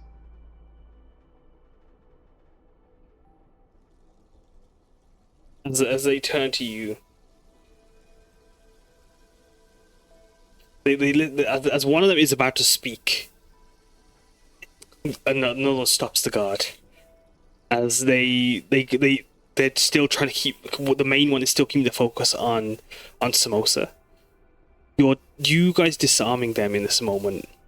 You watch as the ones in the back have to shift back into attention as the leader of their group attempts to reclaim the situation. As you bring up the food, they don't answer you. They just look at the okonomiyaki and all the crumbs and wrappers and boxes that have been left that need to be thrown away from the food, and the food you guys have bought, Oh, filling the room. Hey, Cupid would have cleaned up after themselves. No, this isn't just you. This is like all the food you guys have bought as a collective that like hasn't been eaten, or the snacks and stuff like that. This is also accounting for like the many souvenirs that have been bought or brought. I'm so dumb. So many. Well, no, exactly. It's a very cramped space as they look to Cupid. As all correction then, as there are no crumbs. Cupid left none. As Cupid ate. Yeah. As yeah. As they just looked at Cupid, but then going back to Samosa, Haruki would wait till everyone's calmed down amongst his party before he spoke calmly himself. Miss Gulati Show is my personal bodyguard. I'm sure you can understand a Shiodomaru needing some safety on his travel south. I'm sure you don't mind. Our passports are fine. Sorry, May, did you have a distraction before Haruki spoke up? She was ready to plastic bag the nearest person. May on the ceiling in the baggage compartment, ready to drop down on the phone. Hell yeah. That's right, May. I mean, it's more like just sitting in her seat waiting for the Ready. passport to get read. Yeah. But like, if you've seen like how like animated like the little like flubber is in that movie, she'd be Yes. just fucking sending it. Whoa. As they don't even acknowledge you, then May, as like you sit there, as Haruki just reassures that like everything's fine. This is my party, and we are just wishing to make our way to Amidaka for Miss Dumont here is going on a first date. As they just squint and stare at Haruki, and then Laurel. I just grin like a freaking idiot. Like, yeah, that's me. Laurel is just like Cardi B. That suspicious meme. That's Yep. suspicious. That's weird. Laurel behind Haruki just. Sorry. As Laurel just glares back. The But then guard. that was killing them with kindness. Just reassuring that. Oh yeah, Killing them. we're just on a date. We're just on our way for a date. That's all. As they glare. Yeah, that's literally all. I see Shiodomaru Iyo. They say, not through almost through gritted teeth, you can hear there is a very heavy reluctance on their words. But then they turn to Meiying as they go to accept her passport. As they put their hand out to reach for it.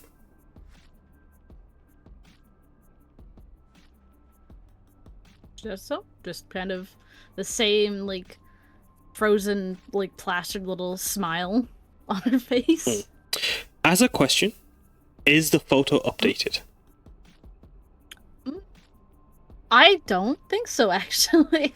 But if they question her, that's easy enough for her to prove to them.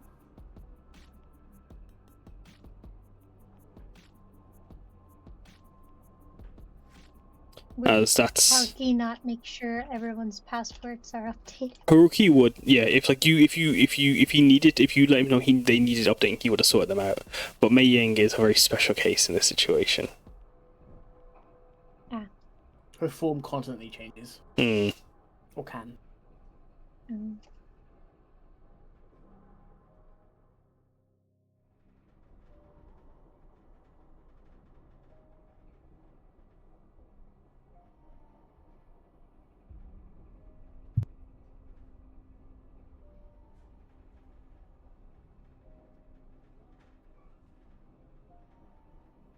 Yeah. All right, then. Is your passport up to date? It would be the itty bitty little blob. That is the image on there. As they look to the passport, and is any of the information altered from your original passport, out of curiosity?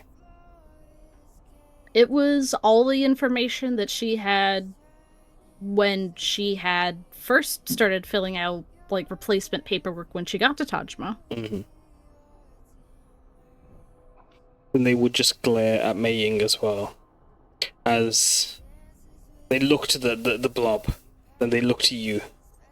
They look to the blob, they look again back at you. Here to Can I explain help you? discrepancy, as you all see the picture is just a blob. Oh, goodness, my apologies. I had been going with this form since I had remembered some things. And then it just, the, like, gooey May form just down into a blob. Roll a persuasion check for me. Oh, boy. Guidance? Can I give guidance? In this situation, no. Only because it is very much a sudden one. You As they shouldn't just need look, it. they Don't look need to it me. anyway. Holy shit. See. Well, this picture's expired. Oh, I am quite sorry about that. Paperwork has never really been my strong suit. I suppose that could be easily done on our way then. I'll have to check one of the stops to see if they have any picture booths for me to update this with then. We should write you up. And she looks to the rest of the group. Then back to you, Meiying.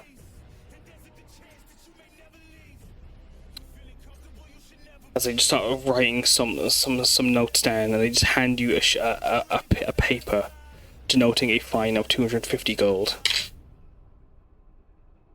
Did they make Did they make copies? Did they make copies for themselves? Mm-hmm. Okay. As they denote, you'll have to be paying this within 30 days, and to get your passports updated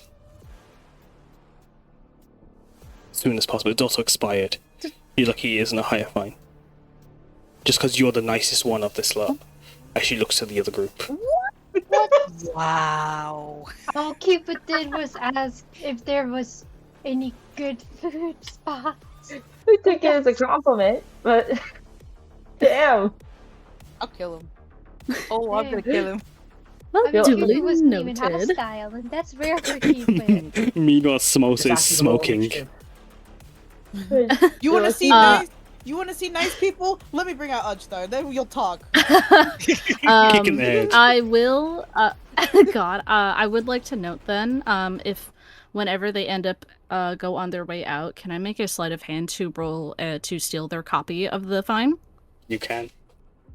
As they would eventually leave. May, you big brain. Let me make Unless it goes horribly wrong. Guidance. no. No, Guidance. hold on. Please. As wouldn't be able to I am guidance. also going to add Actually- one of my Sonic die to it. Go ahead. Let me double check. Because it would be adding a D8 to it. I am so- going to allow guidance on this one actually as well if you want to add guidance. D4, homie. Can I help? I can Yeah, help I think too you- with the cosmic omen. Perfect. All of us If you- want this to work. Exploding. That's voting. That's a D6 plus a 4. That's so far. That's 4, 20 Hell yeah. plus 20 plus So 4 plus 2 plus 2 4 from the plus side. 2. Yeah. That's a 32. Are you helping, Umeko? How are you helping? She's going to stand up. Like, she's still got that very polite, like, smile, but you can tell, like, her eye is twitching, and she's approaching these Aiden guards. And she just escorts them out, like, oh, if you're done with your checks, I believe you can move on and go. Down the hallway.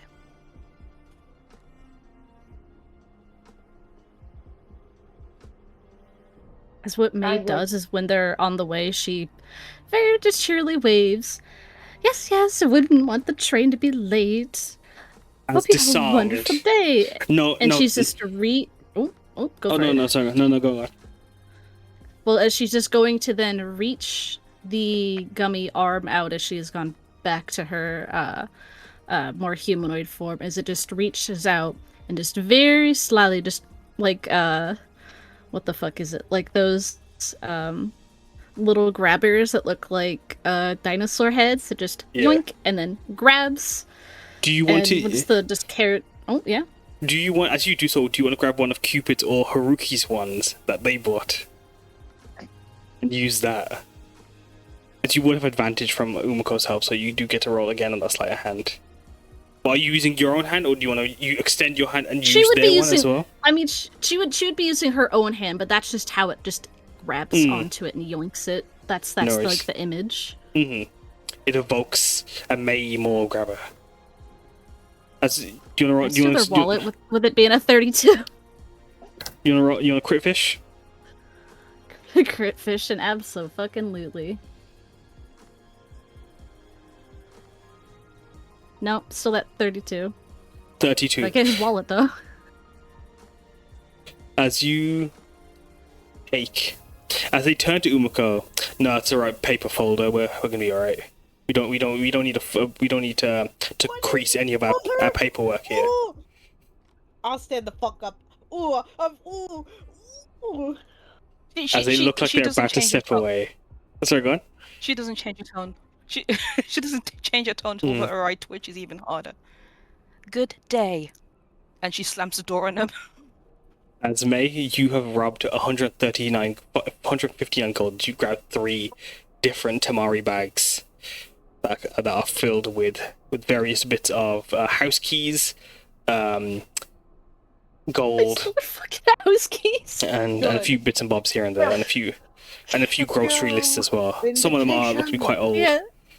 And I guess you just a wad of paper, as several fines are in your hand, as you've written off many a fine by taking their copies. As she just holding it in her hand, and she just kind of like chink chink chink, like, you know, bounces it in her hand. She's like, I think this is enough tax for their terrible behavior. Want me to burn those for you? Oh, the paper, absolutely yes. But I believe next stop's food is on me. For her. As the train is about to leave, as you all leave Isoto, tension's high, Samosa, Haruki looks to you for a moment and gives you a nod. But like there's a concerned look on his face. Sorry, my lord. Raises his hand to stop you from apologizing.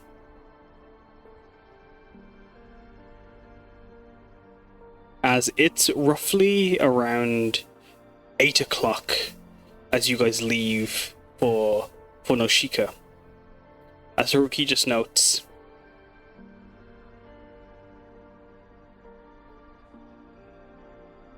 he just gives you a nod and just mentions, well, we'll talk in the morning. After we've all had some sleep. As he gives a nod to Hasuko. Not to speak to Hasuko, but specifically just to check in. But then also ask if all of you guys are okay. And sorry that if any of them cause any bother.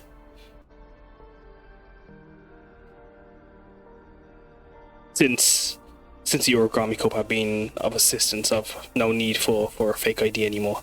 As he says to Hasuko as he turns to Umeko, giving her a nod. It says Shiodamori right there, as he points to his passport, as it declares his title on it. As it should. I'm glad Harukiyo, but it's starting to get harder these days to stay neutral. On a personal note. Your personal decisions are your personal decisions. Haruki states. But as long as you are in Tajima, the hand you used to shield us, it's fed hand that can shield you. He reassures. They just gives a nod. They act like they're ferocious tigers. But soon enough, there's not going to be much for them to grip their teeth on. I could make him grovel again if we really wanted to. I'm just saying. He turns to I you don't see that. and he just shakes his head. I don't think that's necessary. And I don't think it's a good idea to do it in front of a Shiodamaru or a Shiodakaru. He then adds, as you see this glint in his eyes, as he just gives you a smirk. Only if the Shiodakaru looked away for 2 seconds. As he goes to turn his head to look out the window for 2 seconds, and then... What was that, sorry? Did someone say something? No, not at all. As... Everyone roll me an Arcana check, please. Oh, why? They never answered my question. Dang it.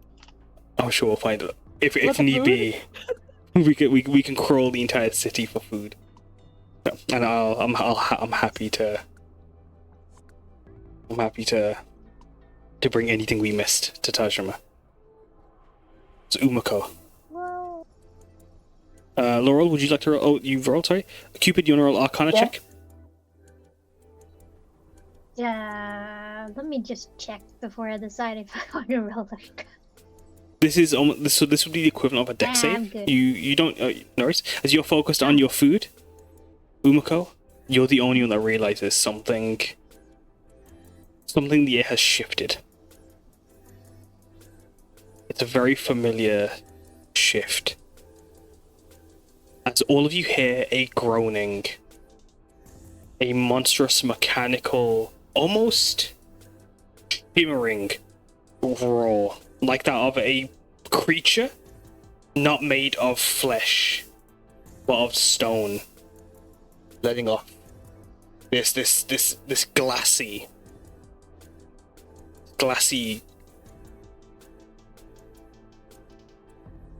like a glass marimba is like a glass instrument. You can hear the roar as it sings and calls out. As Umeko, you sense a rupture in the weave, but not a tear, not anything corrupting. Instead, as the train moves, there seems to have been a sudden burst of wild magic. As you hear, within moments of you after feeling that, you hear screaming as people come running from the carriage south of you. As people run past your carriage, you can hear them screaming. As you hear these roars, staff clambering, calling for people to stay calm as they move south past your carriage. You can hear calls of monster. Actually, I correct myself, but you didn't hear it wasn't a wild magic surge. Actually, no, I lie. It was a wild magic surge.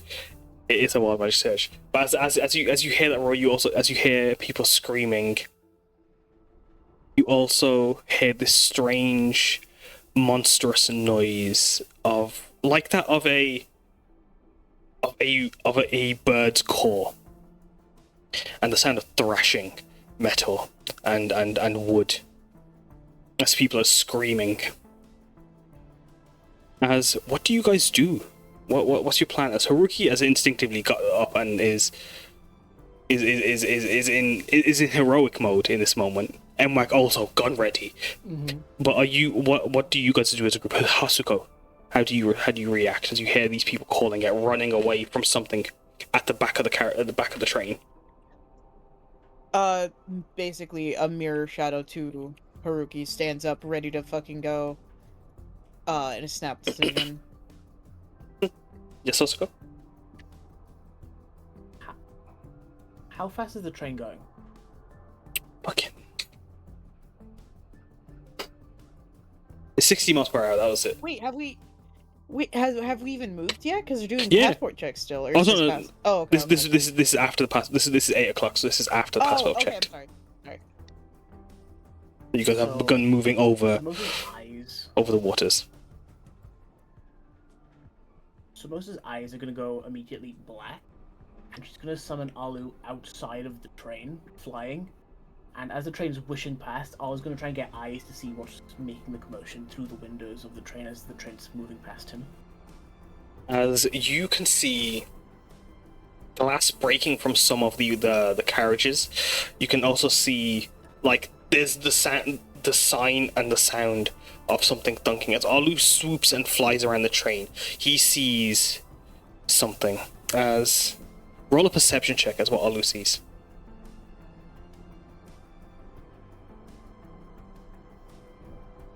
As this is roughly 6 carriages down from you all. 24. Alu sees within this carriage as people running away. Some people are struggling to, as they've been knocked to the ground, as all the furniture has been thrown aside. As you see these 6 hulking creatures. I'm gonna put them in the creature. These crystalline, monstrous beings that you see.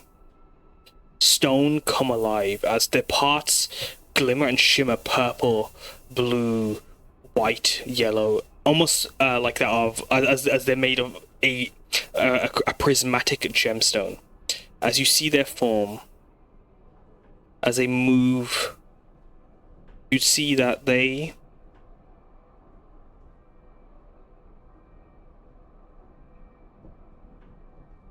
oh, there it is.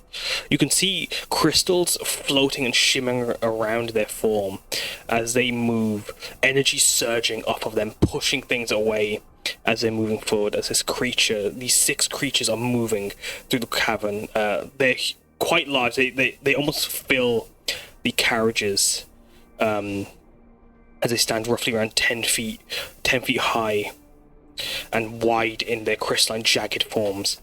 As Alu also sees, as this creature is moving, magic pulsing off of it, there is another creature behind it that is thrashing around as it pushes forward. As you see it burst through a wide slatted door, as a amalgamation of creatures leaps through, and amongst these stone golem-esque things, a creature with a long avian maw, a jagged beak with jagged razor teeth as it opens its wide mouth as tusks pour out from underneath.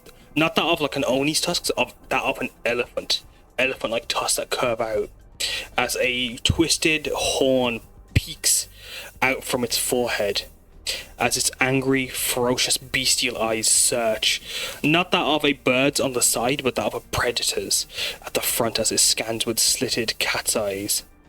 Long, not winged, but feathered ears, like that of a rabbit, trail behind it, as it pulls itself forward on feathered arms, as it throws itself forward, flying on these arms. Its back, its body is carapaced by a chitinous, layered, lobster-like shell, making armor around its body that creates a helmet around its head all the way down to its tail that fans out.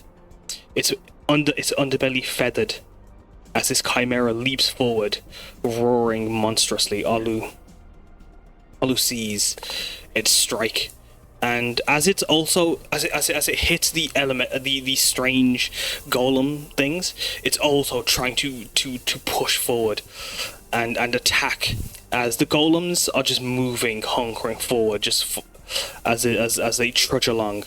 They also begin to attack the chimera, as people scream, as you in the carriages can hear the calls for people continue to scream out monsters. As Alu,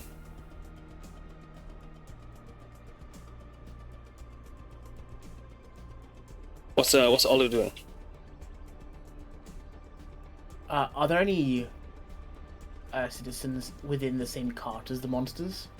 That Alu can see, there is cowering at the back that are trying to pick themselves up and crawling to as far as they can. There is 9. Then Alu will enter the cart and like do it, make his stance wide as he gives them enough. Starts giving them something in between them and the monsters. As Alu does that, and then Samosa will describe what Alu is seeing to everyone that she's with right now. As Hasuko, you've gone to stand up immediately. Laurel, how do you react to hearing the sound of this attack on the train as people try to rush away from these monsters at the far end? Down it. Is it the same? As not Alu, sorry, it's in the pub. It's in one of the public carriages. Sorry, go ahead, Laurel. I was going to say, like, have I heard that roar before? Was it the one you heard that I mentioned you hearing when you went to sleep? Yes, it's the exact same, that bird-like roar in particular.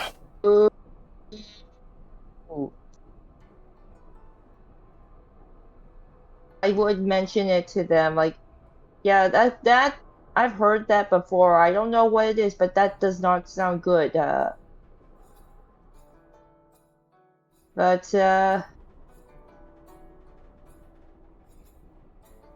Laurel will probably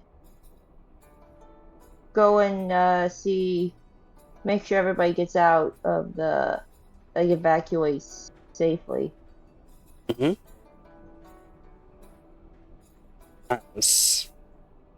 Then I am going to ask,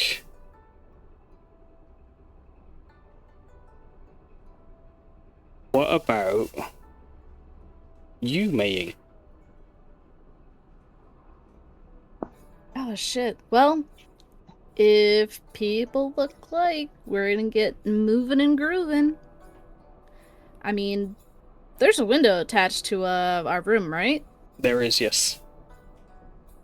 I'm just gonna change the music. This is a bit too... The vibes are too soft. I need things to be more tense. This is what play on the train.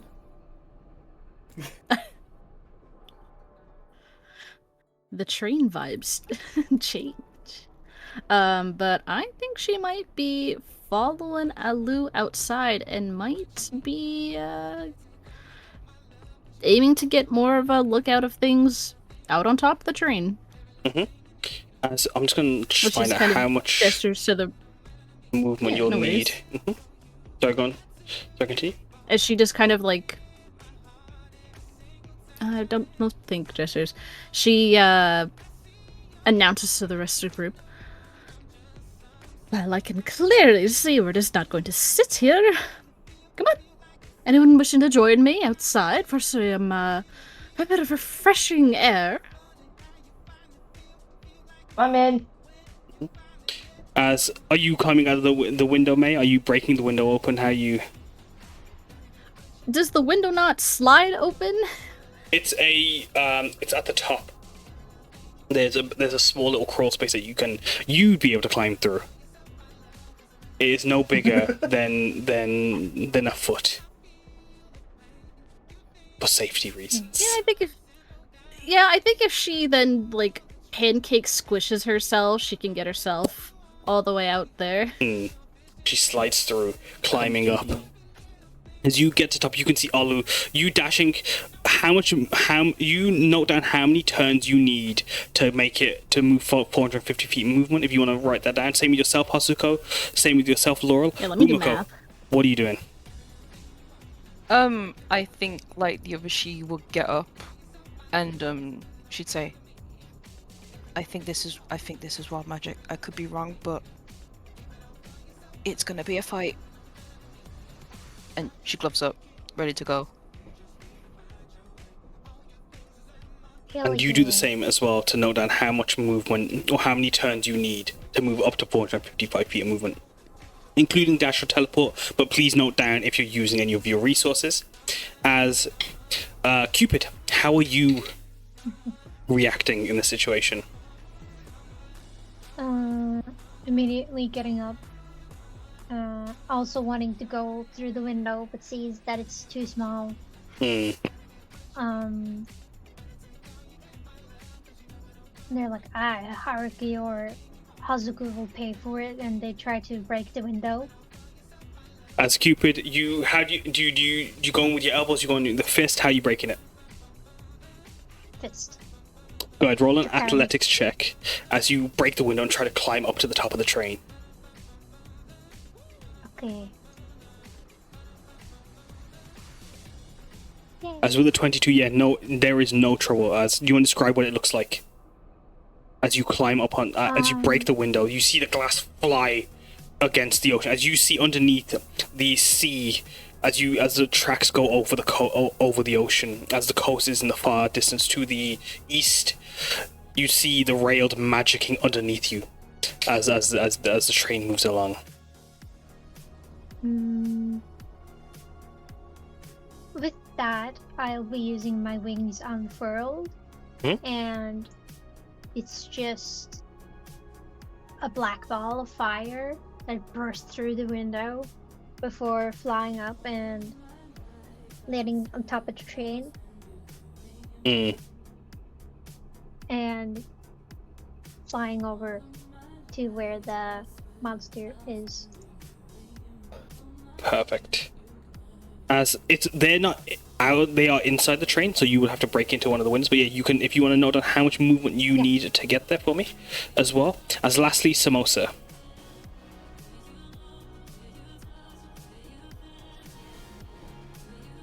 Samosa finishes describing the scene as Alu enters the train cart, and she's gonna immediately swap places. As you teleport into this room with the chimera and those strange monstrous creatures, as Umeko revealing it being wild magic, you see these stones. You recognize their didn't hear. Oh, Samosa didn't. There you go. You see them. You're deaf when she's talking to Alu. Gotcha. Perfect. You're familiar with their visage though, as these are they are walking Shiseki stones. As these are Shiseki elementals. As you see the carriage is havoc and splintered wood, as the metal twists, the luggage compartments and the railings broken in place, as they lurch and just seem to be searching for things. As they see you appear, Samosa, what do you do? Is there any reactions you're doing, or? She's immediately trying. She's just again keeping a defensive position and letting the people behind her leave the train car. Perfect. That's what she's doing for now. Alright, what I'm going to quickly do is I'm going to calculate this, but we are going to end the session as Cupid, you're flying along the train, as Mei blobbing along the train as well. I assume you've returned back to your normal form as you rush for it. As Absolutely. Haruki, Hasuko, Laurel, Umeko, you leap out of the compartments as Mwag held by Haruki in Haruki's cleavage compartment on his shirt, as his ult has his misty stepping when he can, as he's rushing in forward, leading the charge as you all make your way to the sixth carriage at the back. We end the session as you enter the room to see people running free. As Samosa, you would have successfully have given them space and allowed them to move, but as in that time, I will note down what that looks like at the start of the next session. As that is part 2 of Rewrite the Stars. Ooh. Ooh. Ooh. I'm going to hit. My armor. I'm going to hit stop. That is also a note. If you're not wearing armor, please make a note. I'm going to hit stop recording.